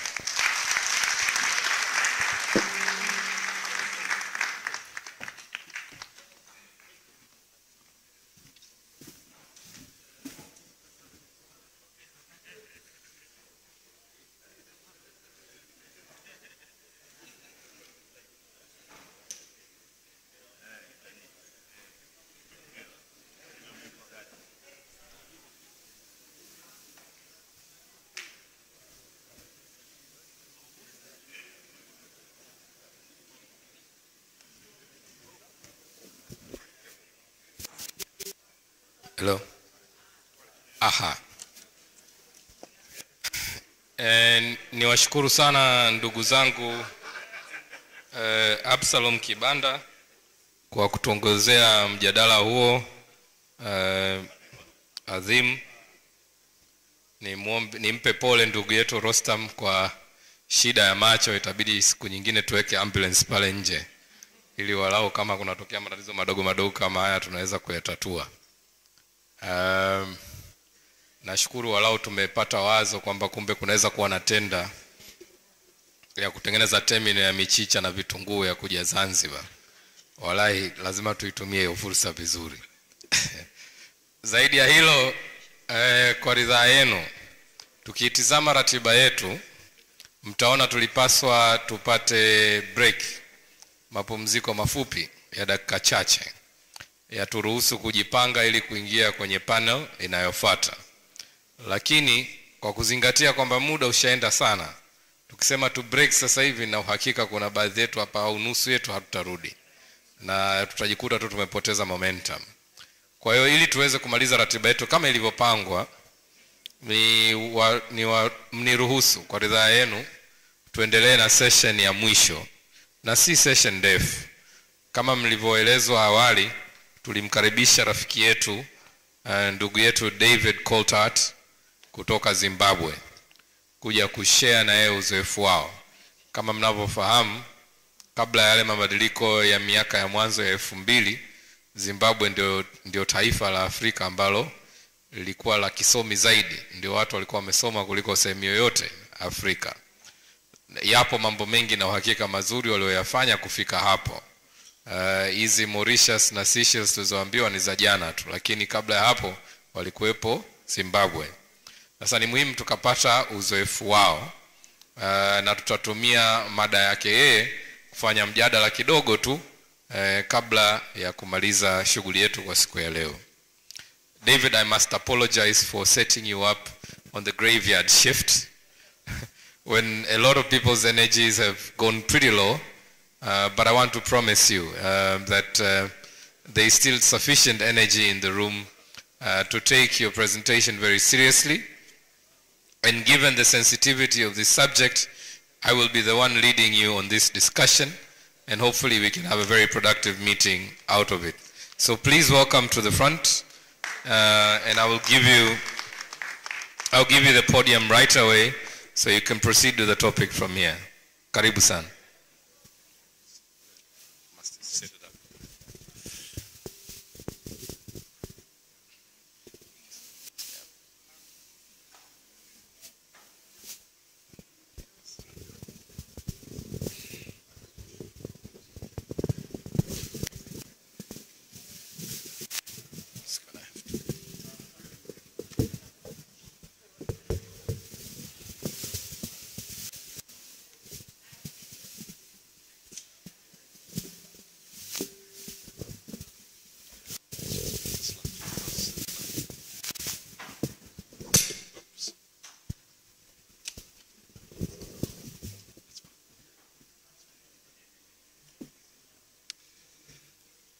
Good afternoon, everyone. It's certainly the graveyard shift, and I hope I can keep your attention. I bring you greetings from Zimbabwe and also from Nelson Chamisa, the leader of the party that I represent, the CCC of Zimbabwe, the Citizens Coalition for Change. I'm very grateful to Ishmael and the Maalim Trust Foundation for extending this invitation to speak today. Ishmael and I first met in Cairo quite a few years ago when I was Minister of Education in Zimbabwe between 2009 and 2015.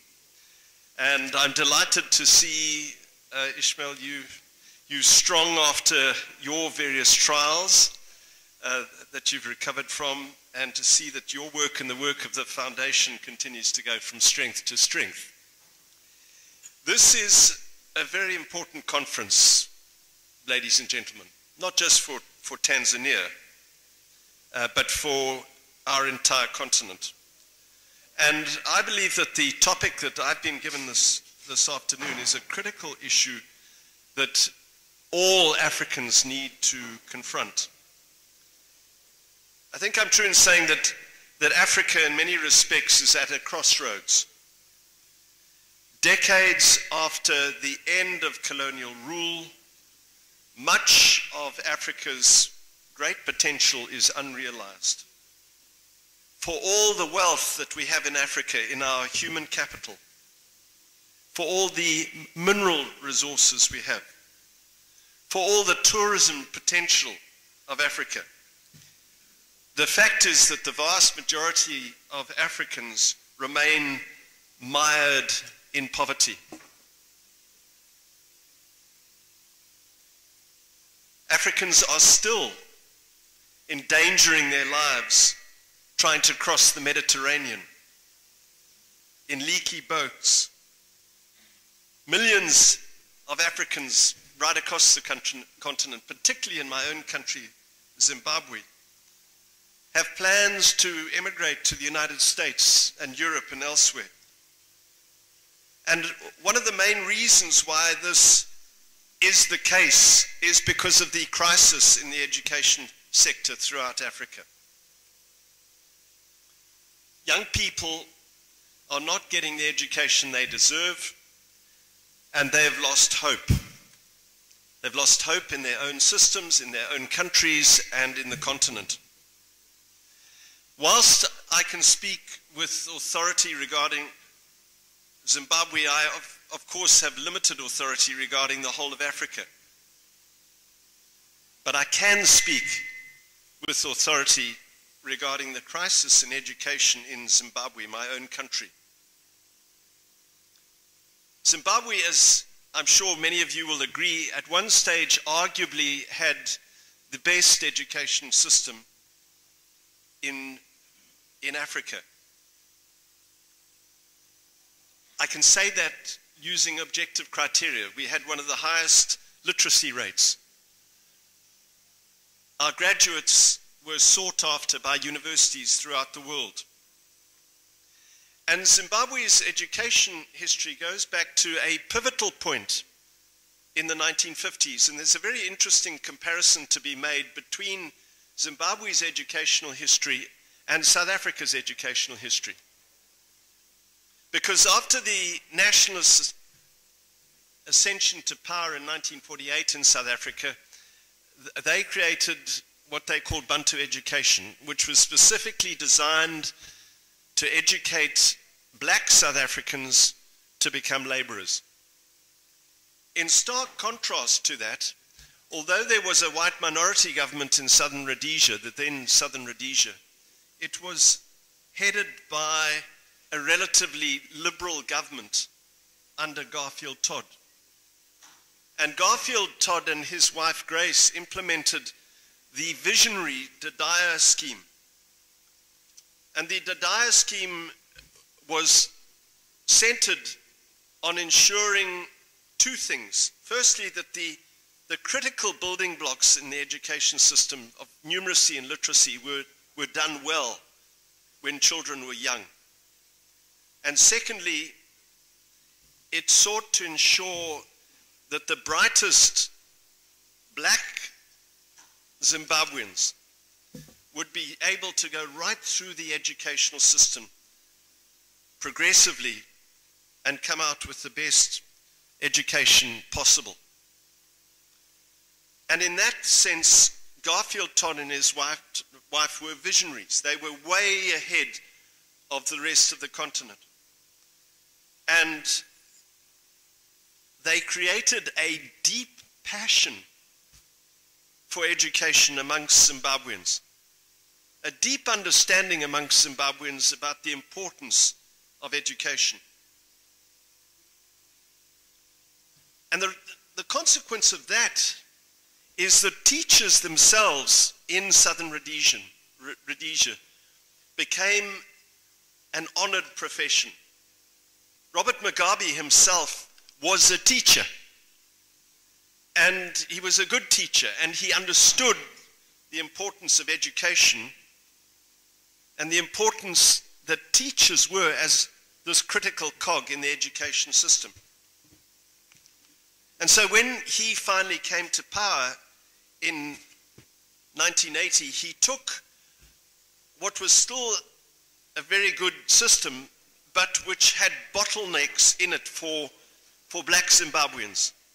Although it was a very good educational system, only a limited number of black Zimbabweans could actually graduate with A-levels. And what he did in 1980 was he broke the bottleneck and he expanded education dramatically.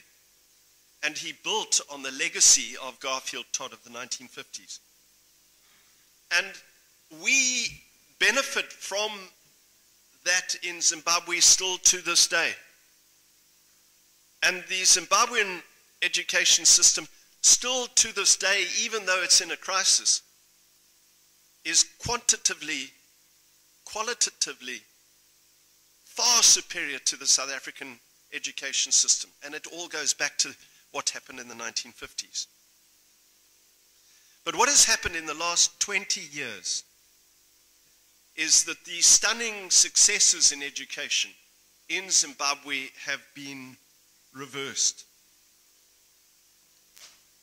And when I came Minister of Education in 2009, it was in an extreme crisis. On the day that I took office, we had over 100,000 teachers on strike, 8,000 schools closed.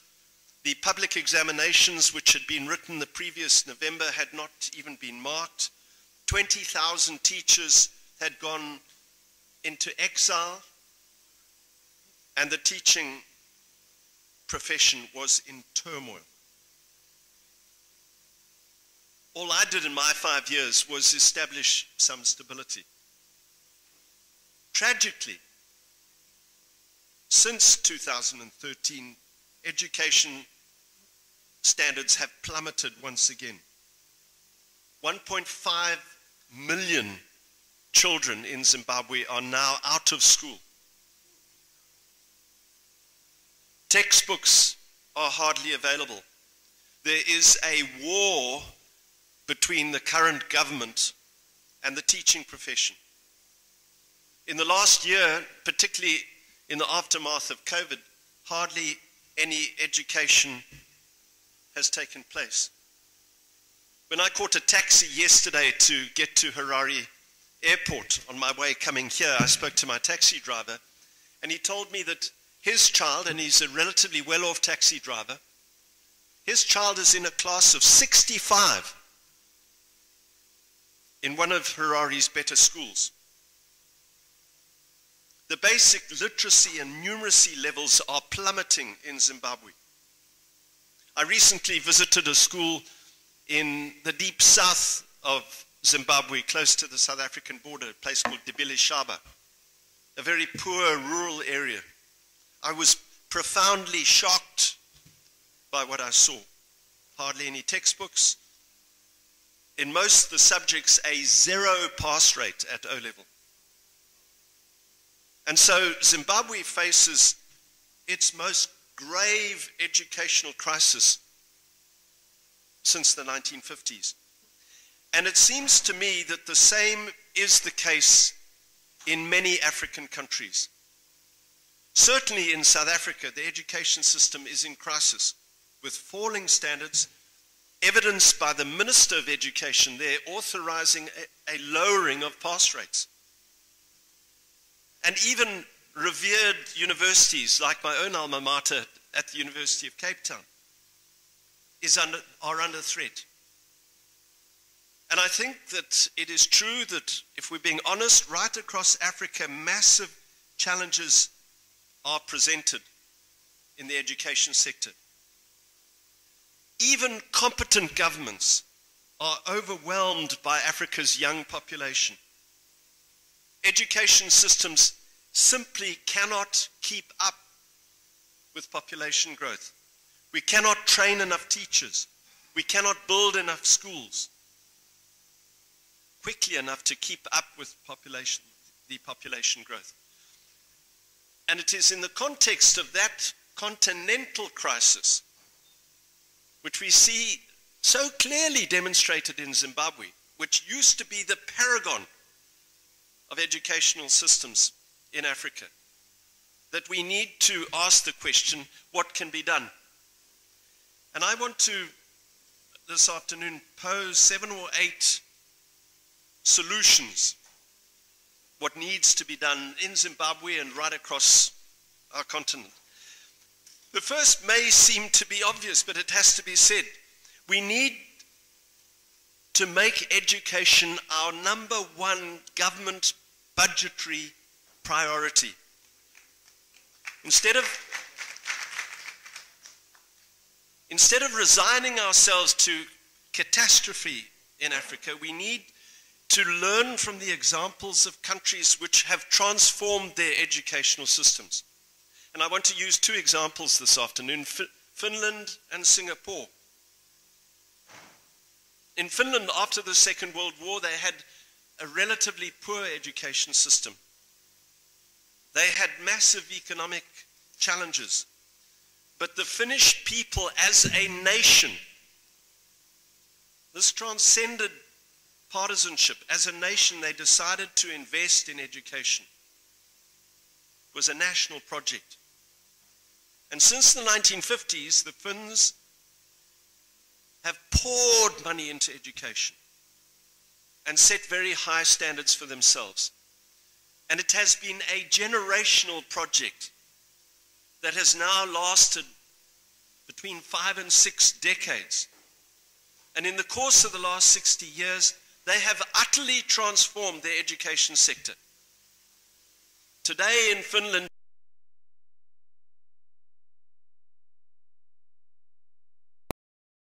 is among the top 10 in the world. And by boosting the education system, they've utterly transformed their economy. Singapore is the same. From a country which was a poor country in the 1960s, do you know that Singapore had a lower GDP than Zimbabwe in the early 1960s? That is a fact. From that, they've become an economic powerhouse. And their economy has been built on the back of massive investment in education. What is significant in both countries is that they don't pay lip service to the notion that education is a priority. In Zimbabwe, education is nominally our priority. If you look at the budget announced in Parliament, the education sector tends to be the biggest theoretical recipient of Treasury money. But my own experience as Minister is that in practice, this isn't so. The theoretical budget rarely is matched by the actual budget of monies transferred to the education sector. The reality is that the Ministry of Defence, the Office of the Cabinet, are the ministries that get the lion's share of education, of finance in real terms. And we need to focus on this. This is a prickly issue. But when it comes to budgetary priorities in countries, particularly in Africa, Africa is still spending far too much on defense spending. Africa still has far too many bloated cabinets, bloated bureaucracies that allow their leadership to have lifestyles that are way, way above the standards the vast majority of people in those countries enjoy. And in Zimbabwe, the reality is that in actual terms, we place a much higher priority on defense and cabinet perks than we do on education. And we have systematically in Zimbabwe reduced the amount of spending. And to sustain a decades-long investment in education, one has to take very difficult political decisions. One has to cut back on defense spending, cut back on the size of government generally. And this isn't just an African problem. if we spent just 10% of the money spent on nuclear weapons in the world, if we took 10% of that money that has been spent in the last 50 years and spent that on the education sector in the third world, the world would be a much different, better and safer place than it is today. And Europe particularly would not be facing the spectre of people trying to cross over the Mediterranean into Europe in the numbers they are now. So my first message for Africa is, we are not investing enough in education. We are, as Africans, paying lip service when we say that education is our number one priority. We need to make a radical change in our mindset, and this needs a national consensus. Cuts have to be made in other areas. Government budgets simply cannot sustain heavy investment in education and other sectors. And that requires difficult political decisions. And the tragedy is that in countries, particularly democracies where there's a chance of transfer of power, the hard decisions that need to be taken by presidents and cabinets to invest in education are rarely taken because there is an understanding that the fruit of those decisions will not be enjoyed during their tenure of office. And that is where we need to develop this national consensus and this understanding that this is going to be a generational project. I end with this question. Why, for goodness sake, does Africa need fancy fighter jets and submarines in some countries when we can't even buy textbooks for our children? Secondly, the teaching profession needs to become a revered profession again. As I mentioned before, in the 1950s, the one great thing that Garfield Todd did was he, in Zimbabwe, made sure that teaching was a revered profession. That has all changed. Teaching in Zimbabwe is now the lowest of the professions. People who can't achieve anywhere else in society take up teaching as a backstop. Soldiers in Zimbabwe have better working and living conditions than teachers. Teachers in Zimbabwe now earn less than $100 per month. They live in squalid conditions. They have little resources. I spoke about the school I visited recently in Dibilishaba. And I was staggered by the conditions the teachers were living in. But let me digress for a second to tell you a wonderful story about them. These teachers earning $100 a month have banded together to get themselves a few solar dishes, some batteries, and a satellite dish so that they can get access to Wi-Fi. Government didn't provide them with that. Those teachers themselves did that. But contrast that, those conditions of teachers, with the conditions of teachers in Finland and Singapore. I told you about Finland. You have to have a master's degree in Finland to teach grade 1. They are honored and well off. In Singapore, if you want to get into university to do an education degree, you have to have the top A-level marks. The Singapore government treats the teaching profession in the same way we treat engineers and doctors, and dare I say it, lawyers. We need to change our mindset as Africans. We need our best brains to be teaching our children. For all of us, I find it so ironic. We all love our children with a passion, and yet we are prepared to put our children into the hands of people with second-rate intelligence and motivation. If we truly love our children, and by children, I mean all our nation's children, then as governments we will ensure that we attract the best brains, not just dispirited, crushed individuals who are looking for a way out. We need motivated, enthusiastic teachers, and that's number 2. Number 3, we need to identify and nurture our best talent. What I'm about to say is controversial. When I was minister, I put forward these ideas. I'm so delighted this is the Friedrich Naumann Foundation today, because when I put these ideas to UNICEF and to the international community generally, I was fobbed off and I was criticized. Only the German government, I have to say this, were prepared to put their money into this idea. What is the idea? The tragedy of Africa, as we think about the crisis in the education system, is that in many countries we don't know where to start. We have this burgeoning population. We have schools battling. We can't build enough schools. We can't train teachers enough. So where do we start? And my belief in Zimbabwe was that we had to start with the most talented, disadvantaged children.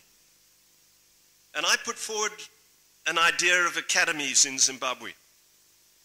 That in every province of Zimbabwe, and ironically, we would go back to the old white schools, the old white government schools that are no longer teaching white children, they're teaching black children, but teaching them to a very poor standard. But they have wonderful facilities that the old white minority government built in their discriminatory practices of rhodesia. And my idea was to identify 2 schools initially in every province, high schools. And then at primary school level, to do a program with all headmasters, headmistresses, right across the country. And their mandate was to identify the most talented children who fell under 3 A's, either academic talent, athletic talent, or artistic talent. We were going to revamp these schools, bring our finest teachers into those schools, government teachers that is, and then deliberately have a policy to move in to those schools our talented, disadvantaged children. Why do this? You have to start somewhere. And the great tragedy in Africa is that there are millions of highly talented kids out there today who are getting no education. And those talents are being lost to their nations. You have these bright kids who are sitting in squalor, who aren't identified, and even if they are identified, there's no mechanism to channel them into good schools. The private schools are too expensive for them. So my idea was to channel government money, a disproportionate amount of money, and to that extent it could be viewed as elitist, but it's not elitist because it's focused on the poorest children. And then to have a program to systematically increase the number of academies so that over 10, 20, 30, 40 years, ultimately all government schools in Zimbabwe will meet the standard of those academies. But in the interim, our nation doesn't lose those talents, those people who are going to inspire the rest of the nation, who are going to create jobs, who are going to lead us on the sporting field to the highest goals possible, who are going to demonstrate the artistic glory in Africa. But we need to take, in my view, that decision. Sadly, since I left office, the program's been dropped. But it is a critical program for Africa. If we are not going to be swamped by the depression of the magnitude of the task which confronts us. The 4th issue we need to tackle is that of teaching materials and the internet. And this is where we need to think collectively as Africans in the production of basic textbooks that can be used right across, certainly English and perhaps Francophone Africa. We need to recognize that the most important years of education are the first decade of a child's life, not so much secondary education. And we need to pour resources into ensuring that all children have access to the education materials required for those fundamental numeracy and literacy skills. Tied into that is the internet, particularly the use of the internet in rural areas. And there are two game changers. One was there that I tried to implement, another has come recently. The first game changer, which I tried to implement, was the concept of school in a box. I worked very closely with Apple to develop the notion of iPads that were given to teachers with solar panels, with access to the internet. So that if teachers want to teach, for example, chemistry or biology in the most remote rural schools without access to the internet, they are able to download and to teach chemistry with a projector on a screen. And we work very closely with Apple to develop that. But the game changer is coming through someone who lived in Africa, a very controversial character, Elon Musk. But his program of Starlink is potentially a complete game changer for Africa. Starlink's high-speed, low-latency broadband can be a complete game changer. I'm not promoting Starlink today. I have no brief, no mandate. But I'm just saying that as African governments, it can be the game changer, particularly for rural schools where it is almost impossible to get the internet delivered to rural schools. My fifth point deals with something I believe the previous speaker spoke about. Unfortunately, I don't understand Swahili, so I was relying on what was told to me. But it's the content of what we teach our children. In Zimbabwe in 1999, there was a commission that looked into our curriculum called the Nzaramasanga Commission. And its primary finding was that Zimbabwe focused far too much on academic education and didn't focus sufficiently on vocational education. And once again, I come back to the example of Finland. Finland has achieved this amazing balance between academic and vocational education. And if you are good with your hands in Finland, perhaps not good with a pen, you can get an education being a carpenter or someone like that to a level, to a skill level,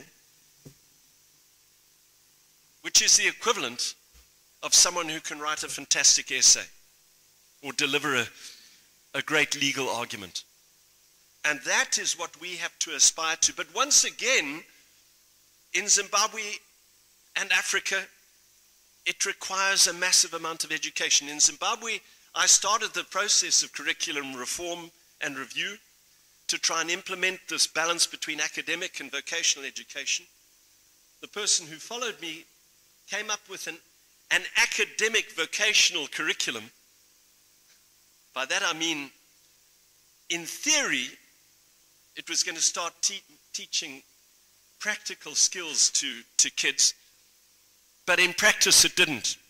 Because of course, if you're going to teach carpentry or metalwork, you have to have the lathes and the wood and the teachers who are trained themselves in carpentry. And that takes a massive investment. But if we are going to transform the African education sector, we need to focus on this to achieve this balance between academic and vocational education. The sixth point, I'm almost finished, relates to consultation. Far too many African governments, and this is particularly so in Zimbabwe, develop policies from the top down. I had the strange benefit of coming into the Ministry of Education as a lawyer. And as I said to my own staff, what I knew about the education sector was positively dangerous. And one of the first meetings I had with my civil servants was to say that to them. And to say that I couldn't develop policies unless I learned from them. Unless we consulted. And I said that it needed to go further than that. I brought in the leaders from the trade unions. I brought in our best educationalists into a National Education Advisory Board. And before I implemented any policy, I made sure that there was a broad consensus prior to implementing that policy. In other words, consultation is critical if we are going to transform the education sector throughout Africa. The sixth point relates to something tackled this morning, that of the girl child. If we don't focus resources on the girl child, and we need to pour a lot more resources into their education, we will not achieve this generational desire to transform the education sector. We will not create this understanding amongst families of the importance of education. When we deprive mothers of an education, we deprive their children of having a motivator to explain to them how important education is for their life. And so the girl child is critically important if we are going to teach the value of education to children and ensure that the next generation does the same. Finally, we need autonomy in the education sector. Obviously, governments have to be involved. You need governments to develop the curriculum. You need governments to channel resources and to achieve the economies of scale in the procurement of educational materials, in the development of assessment schemes and examination systems. But there is a lot more autonomy which can be granted right down to the school level. Let me come back to the example of the 1950s. One of the critical reasons why there is a difference in attitude towards education between Zimbabwe and South Africa is that the Todd government in the 1950s deliberately engaged parents and involved them in the education of their children. Whereas the South African apartheid regime shunned parents. Parents could not get involved in the education of their children. And that has developed over these decades a totally different mindset. I'm generalizing now. There are obviously exceptions. But in Zimbabwe, education is revered still by parents. Parents understand the importance of education because they were involved as far back as the 1950s. And that's what I mean by autonomy. We have to realize that the best schools are those where headmasters work closely with parents and local communities, where you encourage parents and local communities to get involved in developing their schools. That is where you get quality education. Ladies and gentlemen, I could go on, but I must end. We have massive challenges facing us. This is the game changer for Africa. No matter what economic programs we have, no matter what resources we have in Africa, if we do not tackle the education crisis, our economic goals and objectives will not be met. We need to think again.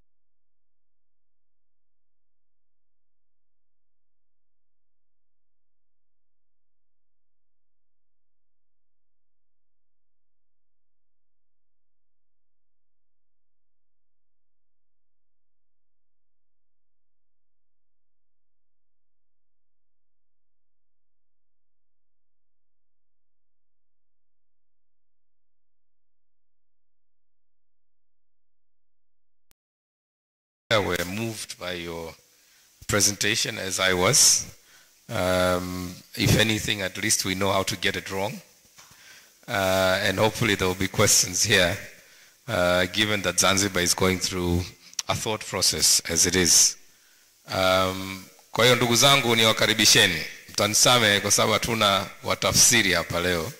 Kwa hiyo nitakuombeni muulize maswali yenu kwa lugha lisho, sio kwa lugha ya Kiingereza. Niangushe. Kama mnavyofahamu nchi yetu hii nchi ya utalii, sio bwana. Kwa hiyo lugha hizi za wageni na sisi tunazifahamu bwana. Sasa hii ndio fursa yetu ya kujimwamba fine ndugu zangu. Sije tukaondoka hapa na jina baya kwamba nilikwenda pale nikazungumza Kizungu, nimetoka pale watu wote kapa. Utaniangusha sana ndugu zangu.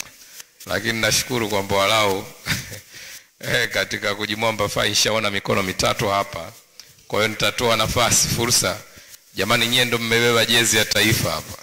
Kwa hiyo hata mnapouliza maswali walau naamini kwamba mtatuwakilisha vizuri, maana timu yetu ya kina dada ile ishatuangusha hivyo.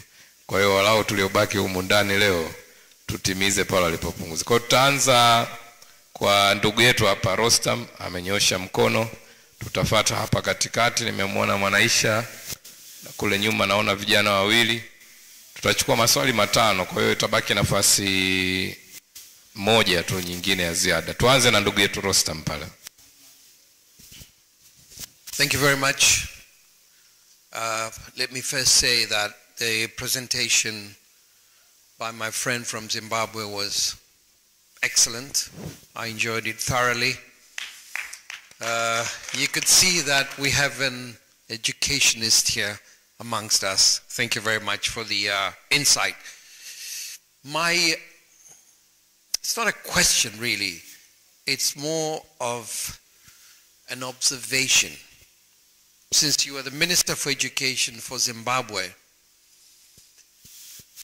would you say that the collapse of the economy in Zimbabwe has a direct correlation with the collapse of the education in the country? I say that because when Tanzania decided to go socialist in the 60s and the economy started wavering, we saw a direct correlation between the collapse of the economy and the collapse of the education system. I just wanted your thoughts on that as somebody who has actually lived through it, to confirm this correlation and see if it is relevant. Thank you very much.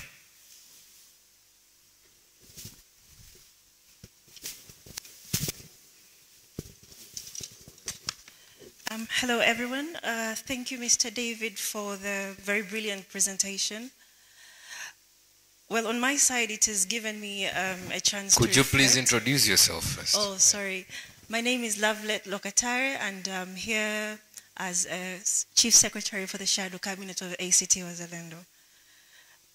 So with your presentation, it gave me an opportunity to reflect on basically the whole of education system, most education systems in African countries, and looking at what actually works, basing on the historical forms of acquiring knowledge that we've had in our communities. So it's very clear that the systematic challenges that we have in our education systems are very deeply enrooted, and like you've mentioned yourself, it might take us generational projects to be able to eliminate all of them. So I would like to know where your thoughts are at. Don't you think it's high time we as Africans design our own education systems that fit in our environment rather than adopting the ones from the Western countries? Because it seems like we're trying to adopt the same sort of pattern that Western countries adopt. Don't we think that historically we'll all be we'll all be able to testify that our grandparents used to gain knowledge under trees from ancestors? Isn't it high time that we also consider our historical ways of acquiring knowledge probably it will be a way that we can keep up pace with the very ever-changing pace of the world. But also, I thought, I would like to also hear your thoughts, if we can also re-evaluate the role of households and family systems as a way where our children can acquire knowledge and how we can formalize this way of informal, this way of acquiring knowledge. Yes, those are my thoughts. Sorry, I'm a bit nervous, but I hope I'm clearing up things.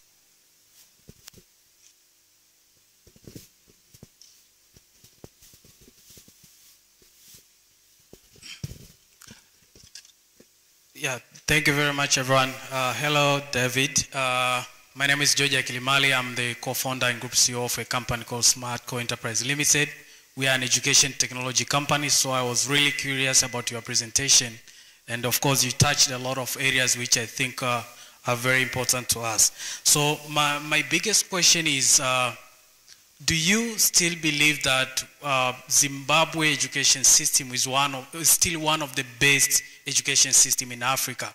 And if you still believe so, what can be done to make sure that other African countries who will reach the same point where Zimbabwe was should be doing to avoid that, to reach the point of the downfall which Zimbabwe has been happening for the past few years? So that's my question. Thank you.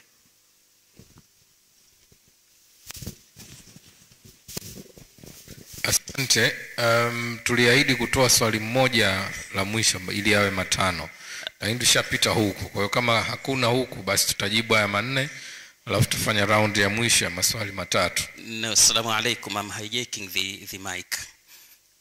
My name is Haji Ali. I can call myself an educationalist. Studio, we cannot see Haji, so if you don't mind moving the light, see him. Have you seen me? My name is Haji Ali. I was, very interested in the topics, and the presenter made justice to what he was presenting.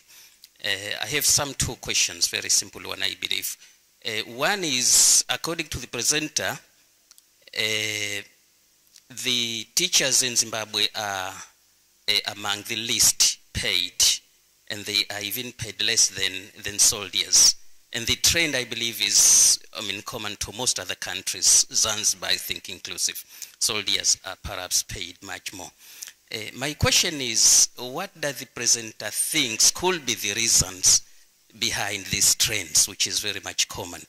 And the second question is, in Zanzibar, there are some peoples who perhaps do not approve as to the system that are provided in education.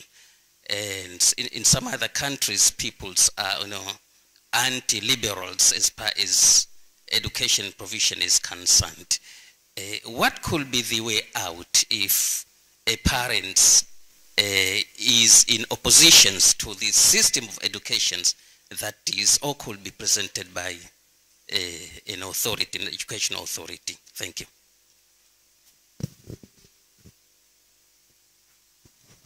Thank you very much. We'll take this first round of questions and then we can come back for a final for this. David, the floor is yours.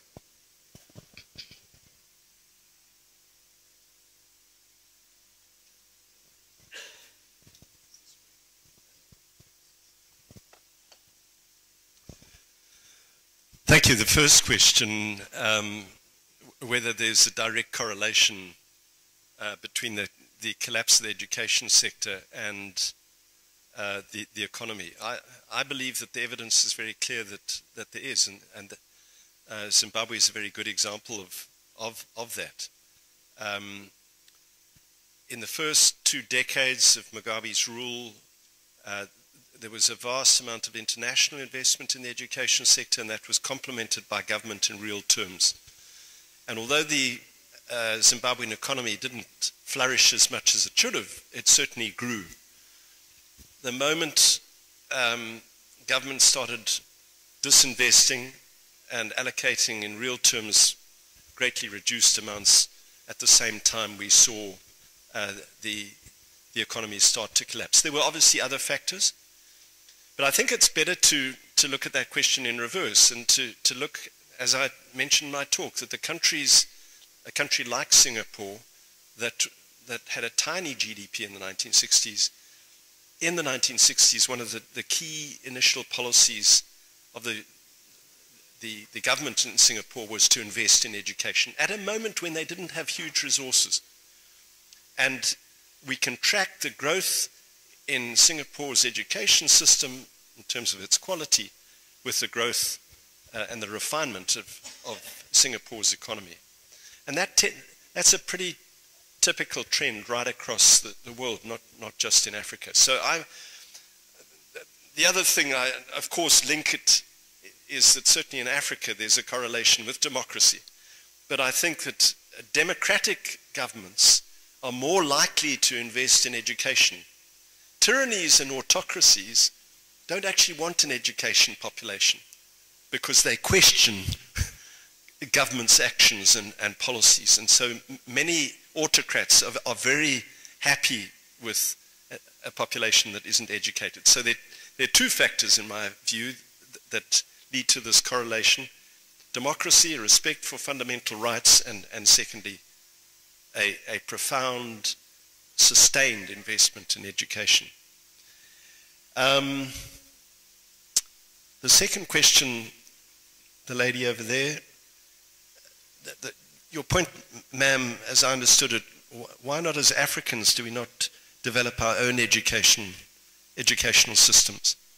And I think that that's very important. We need to be able to adapt. But let me come back to one of my earlier themes. And I keep coming back to Finland. A very intriguing aspect of the Finnish education system is that children only start their education at the age of 7 in Finland. And the Finnish government makes sure that parents are adequately equipped to teach their own children up to the age of 7. That, of course, I come back to the notion of the girl child. Mothers in Finland play a critically important role in the education of children in Finland. Coming back again to an earlier theme, all educationists will tell you that the most important educational building blocks are those which children learn in the first 10 years of their education.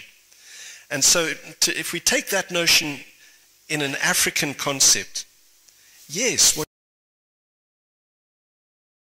so long as children, even in the poorest rural areas, have parents who are adequately equipped, themselves trained, there is a possibility that what you think about can be achieved.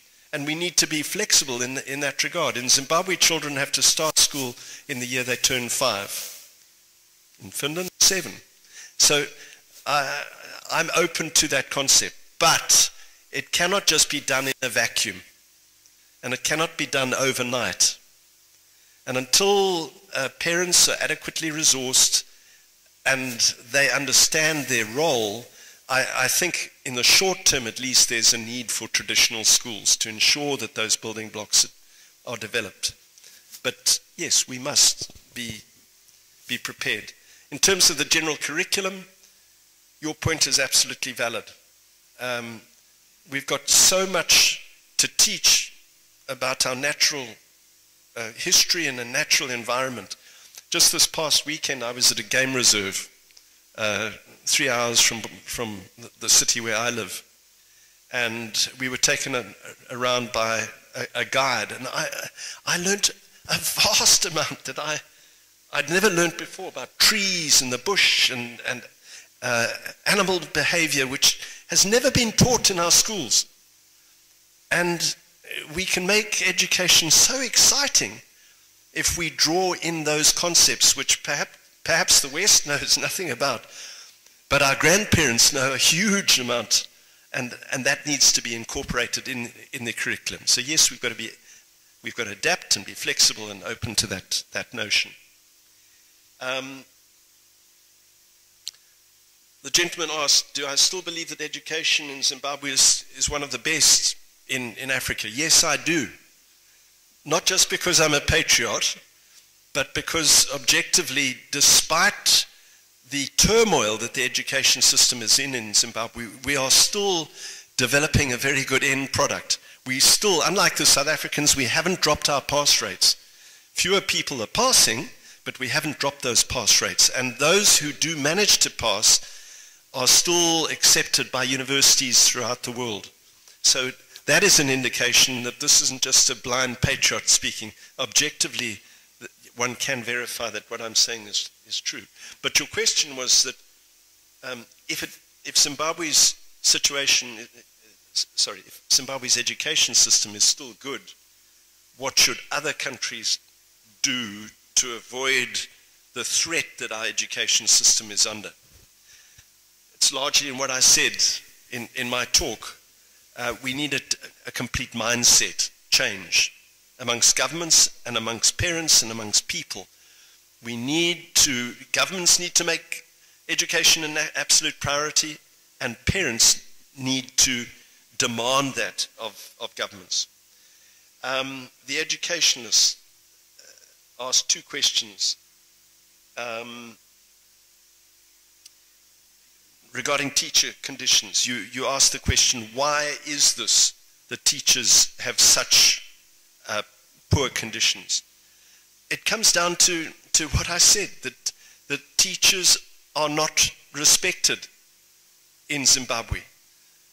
But it goes beyond that. They're not respected just by governments, but if we are honest with ourselves, many parents themselves fob the education of their children off and do not have high expectations.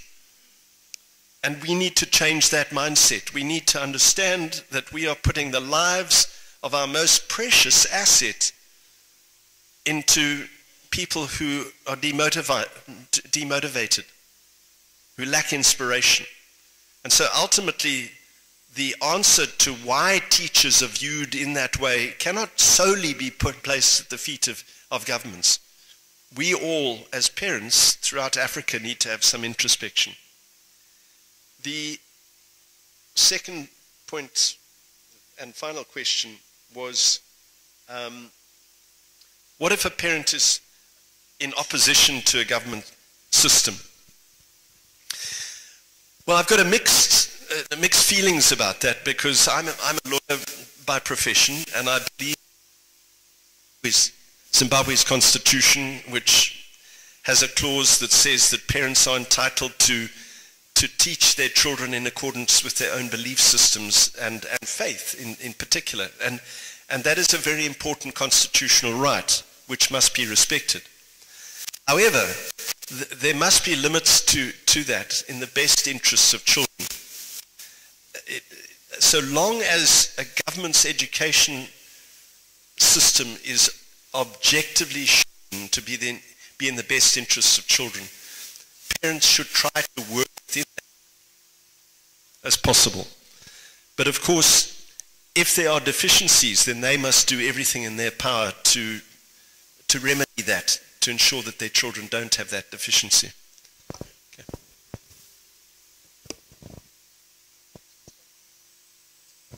Thank you very much, David. So I know many of you are as exhausted as I am. I would like to close as soon as possible. I see an educationist who has given up on this conversation here today. But Kitila, will come back to you. We had a few hands on this side here. I just want to do them justice and make sure we take a final 3 questions. So we'll take one hand from each of the sides, one hand from here, one from here, and finally, my brother Absalom Kibanda. Please make sure to introduce yourself. Thank you very much. My name is Mohamed Bakari. I teach political science and public administration at the University of Islam. Thank you very much, David, for your very insightful presentation. I would like to understand if there is any relationship between quality of education in Zimbabwe and the achievement that Zimbabwe has been able to achieve in terms of agricultural productivity, livestock development, and the pharmaceutical industry. We understand that within the SADC region, apart from South Africa, Zimbabwe stands out as the leader in terms of pharmaceutical industry. is there any relationship between the quality of education and the development of pharmaceutical industry in Zimbabwe? And what has been the problem that could be associated with the fact that Zimbabwe it has a sizable white minority and majority black Zimbabweans. So is there any impact in terms of translating this knowledge-based with functional education or skill-based education when it comes to of divide between the white minority and the black majority in Zimbabwe? Thank you.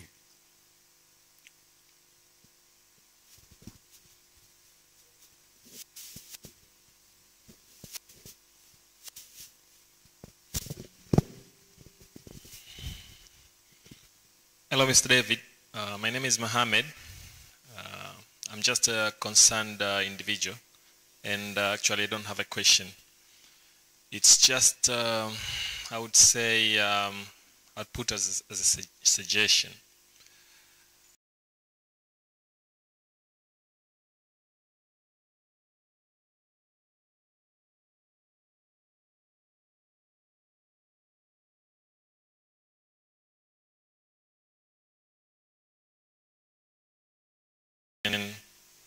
Problems.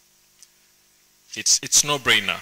It's very obvious. All the points that have been suggested by you, have been suggested by Professor Shivji here before, have been suggested by Mr. Rostam. Everybody who would come and take a mic and say something about education, they will talk about the very same things. That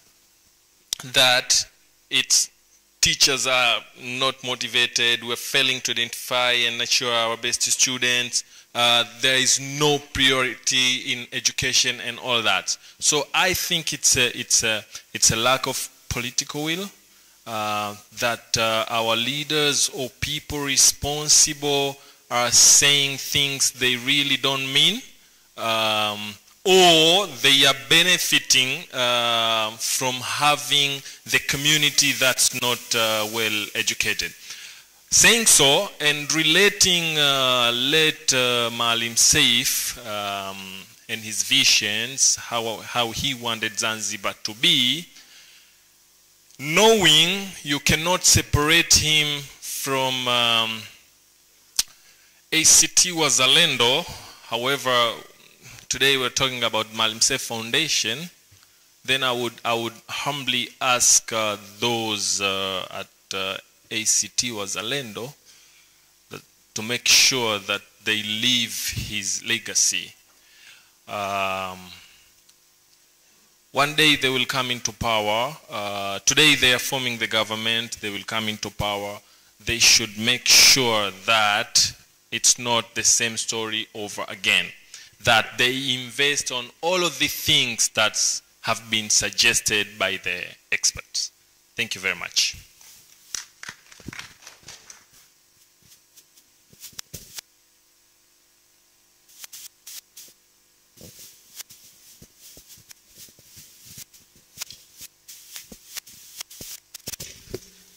Thank you so much, Mr. David. I must share the views by other members of the floor here that your presentation was insightful, but you went further to mention two countries as exemplary cases, Finland and Singapore. But from what I know, in Finland, they had gone an extra mile to abolish examinations from primary to secondary level.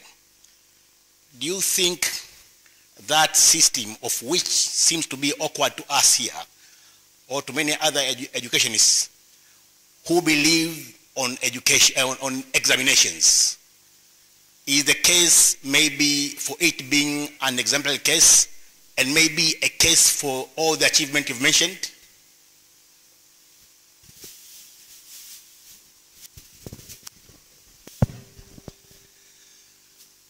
Thank you. To the gentleman over there, the first question, you asked whether there was any correlation between the strength of the pharmaceutical industry and the education sector.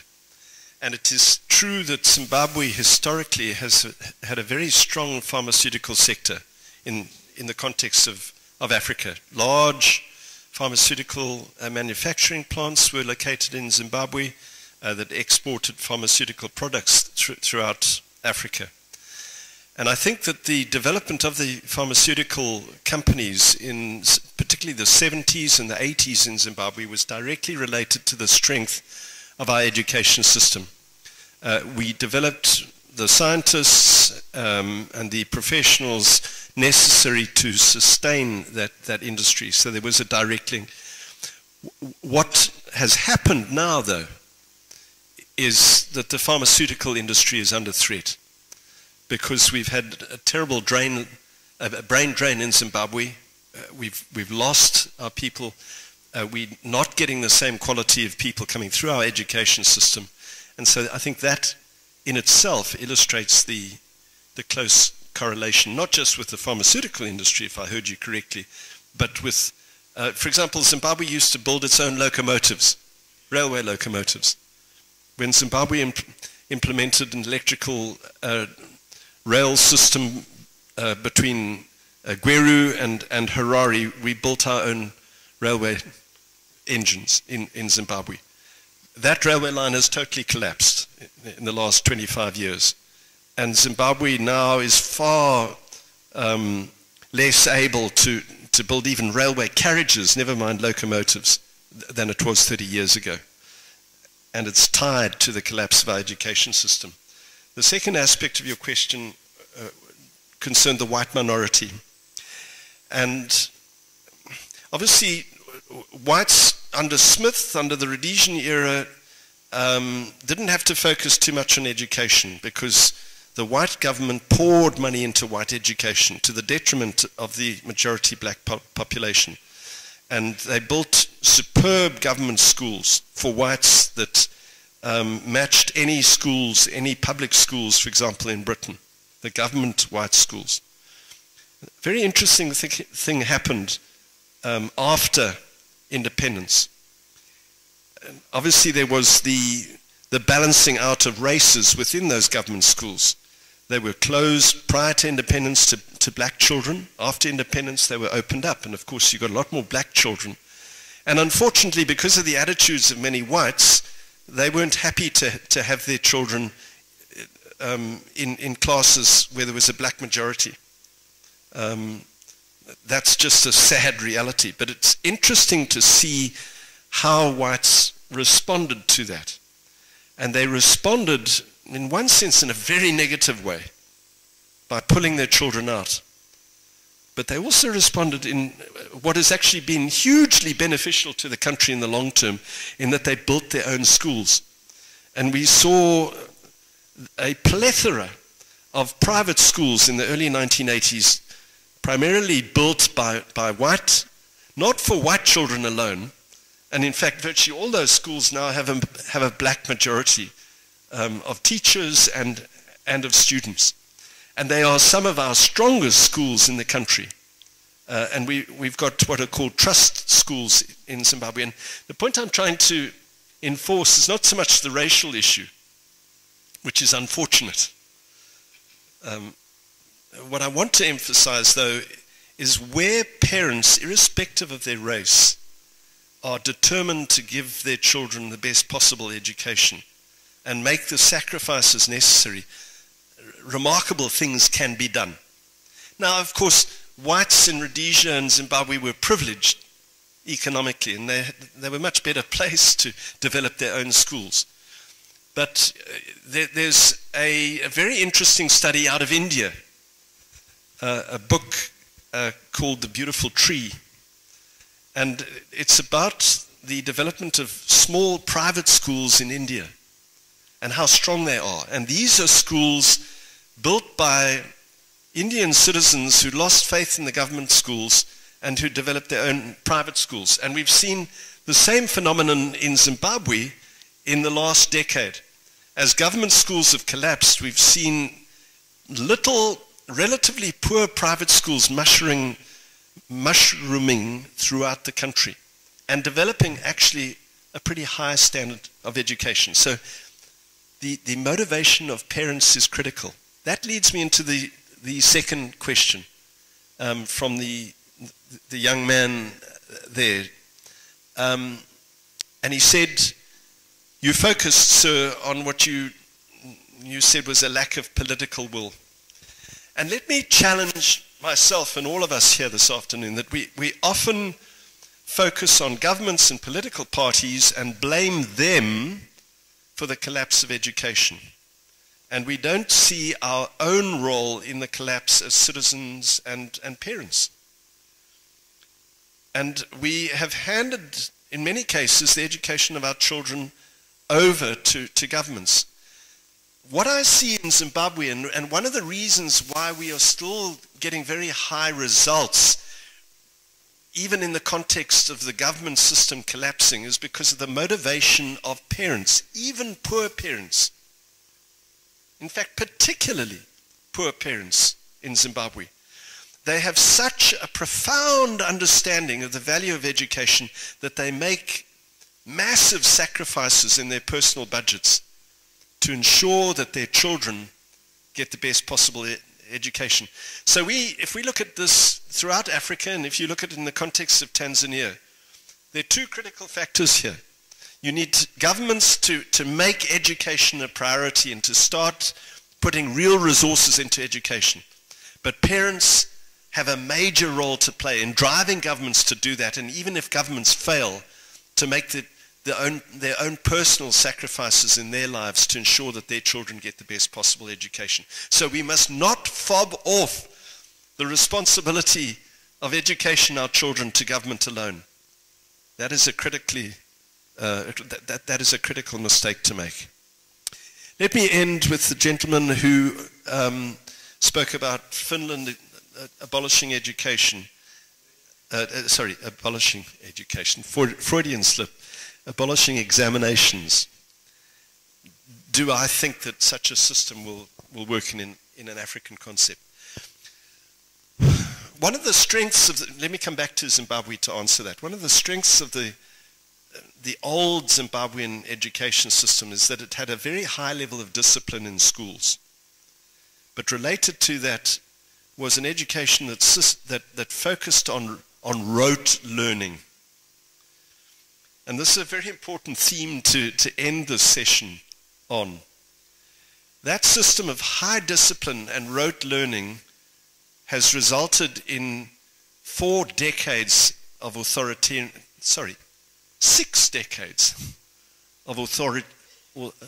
authoritarian rule in Rhodesia and then Zimbabwe.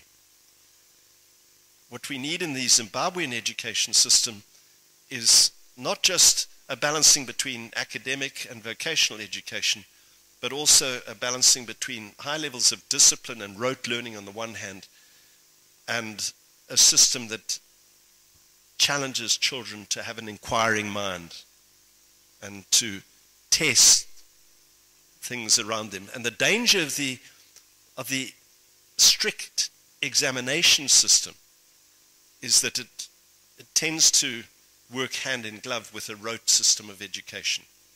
And so we need to modify that throughout Africa, not just to achieve the best educational outcomes, but also to ensure that the next generation of children are not going to tolerate autocracy, that they are going to challenge the things they see around them and aspire to greater things and not just accept the status quo.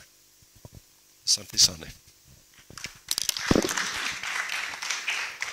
Thank you very much, David. I would like to invite the floor to join me in thanking you for a very moving presentation, a very honest one also, which I think was useful in bringing us and shaping us into tomorrow's conversation, where we dive into more and more into the context of Zanzibar. And I think you deserve a round of applause for that. Since this is our last session, I wish to also thank all the participants for your very energetic participation. Despite it being a graveyard shift, I can report with confidence that I did not see too many people picking up the slices. So this is a good sign that it was indeed an engaging conversation.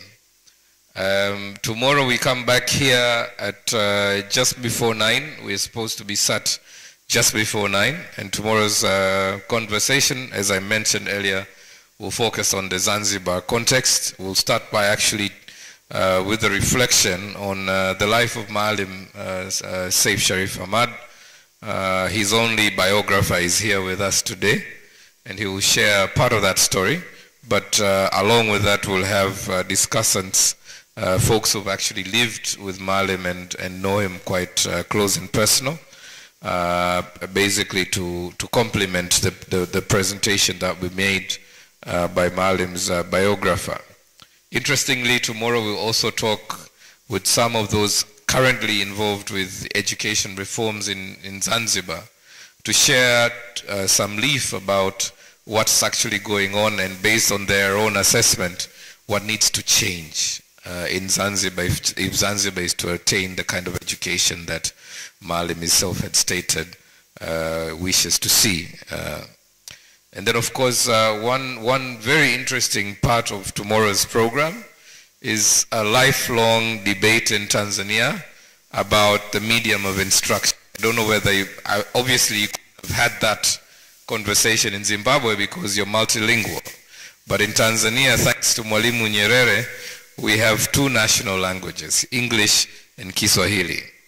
And it's rather interesting that at this stage, after many reforms, there's now been a growing debate about whether or not we should use English or Kiswahili as the medium of instruction in our schools. I don't know what that has to do with building innovation, but we'll find out tomorrow during this interesting debate what direction we take as a nation. I doubt we'll come out with answers, but I hope we at least attempt to ask the right questions.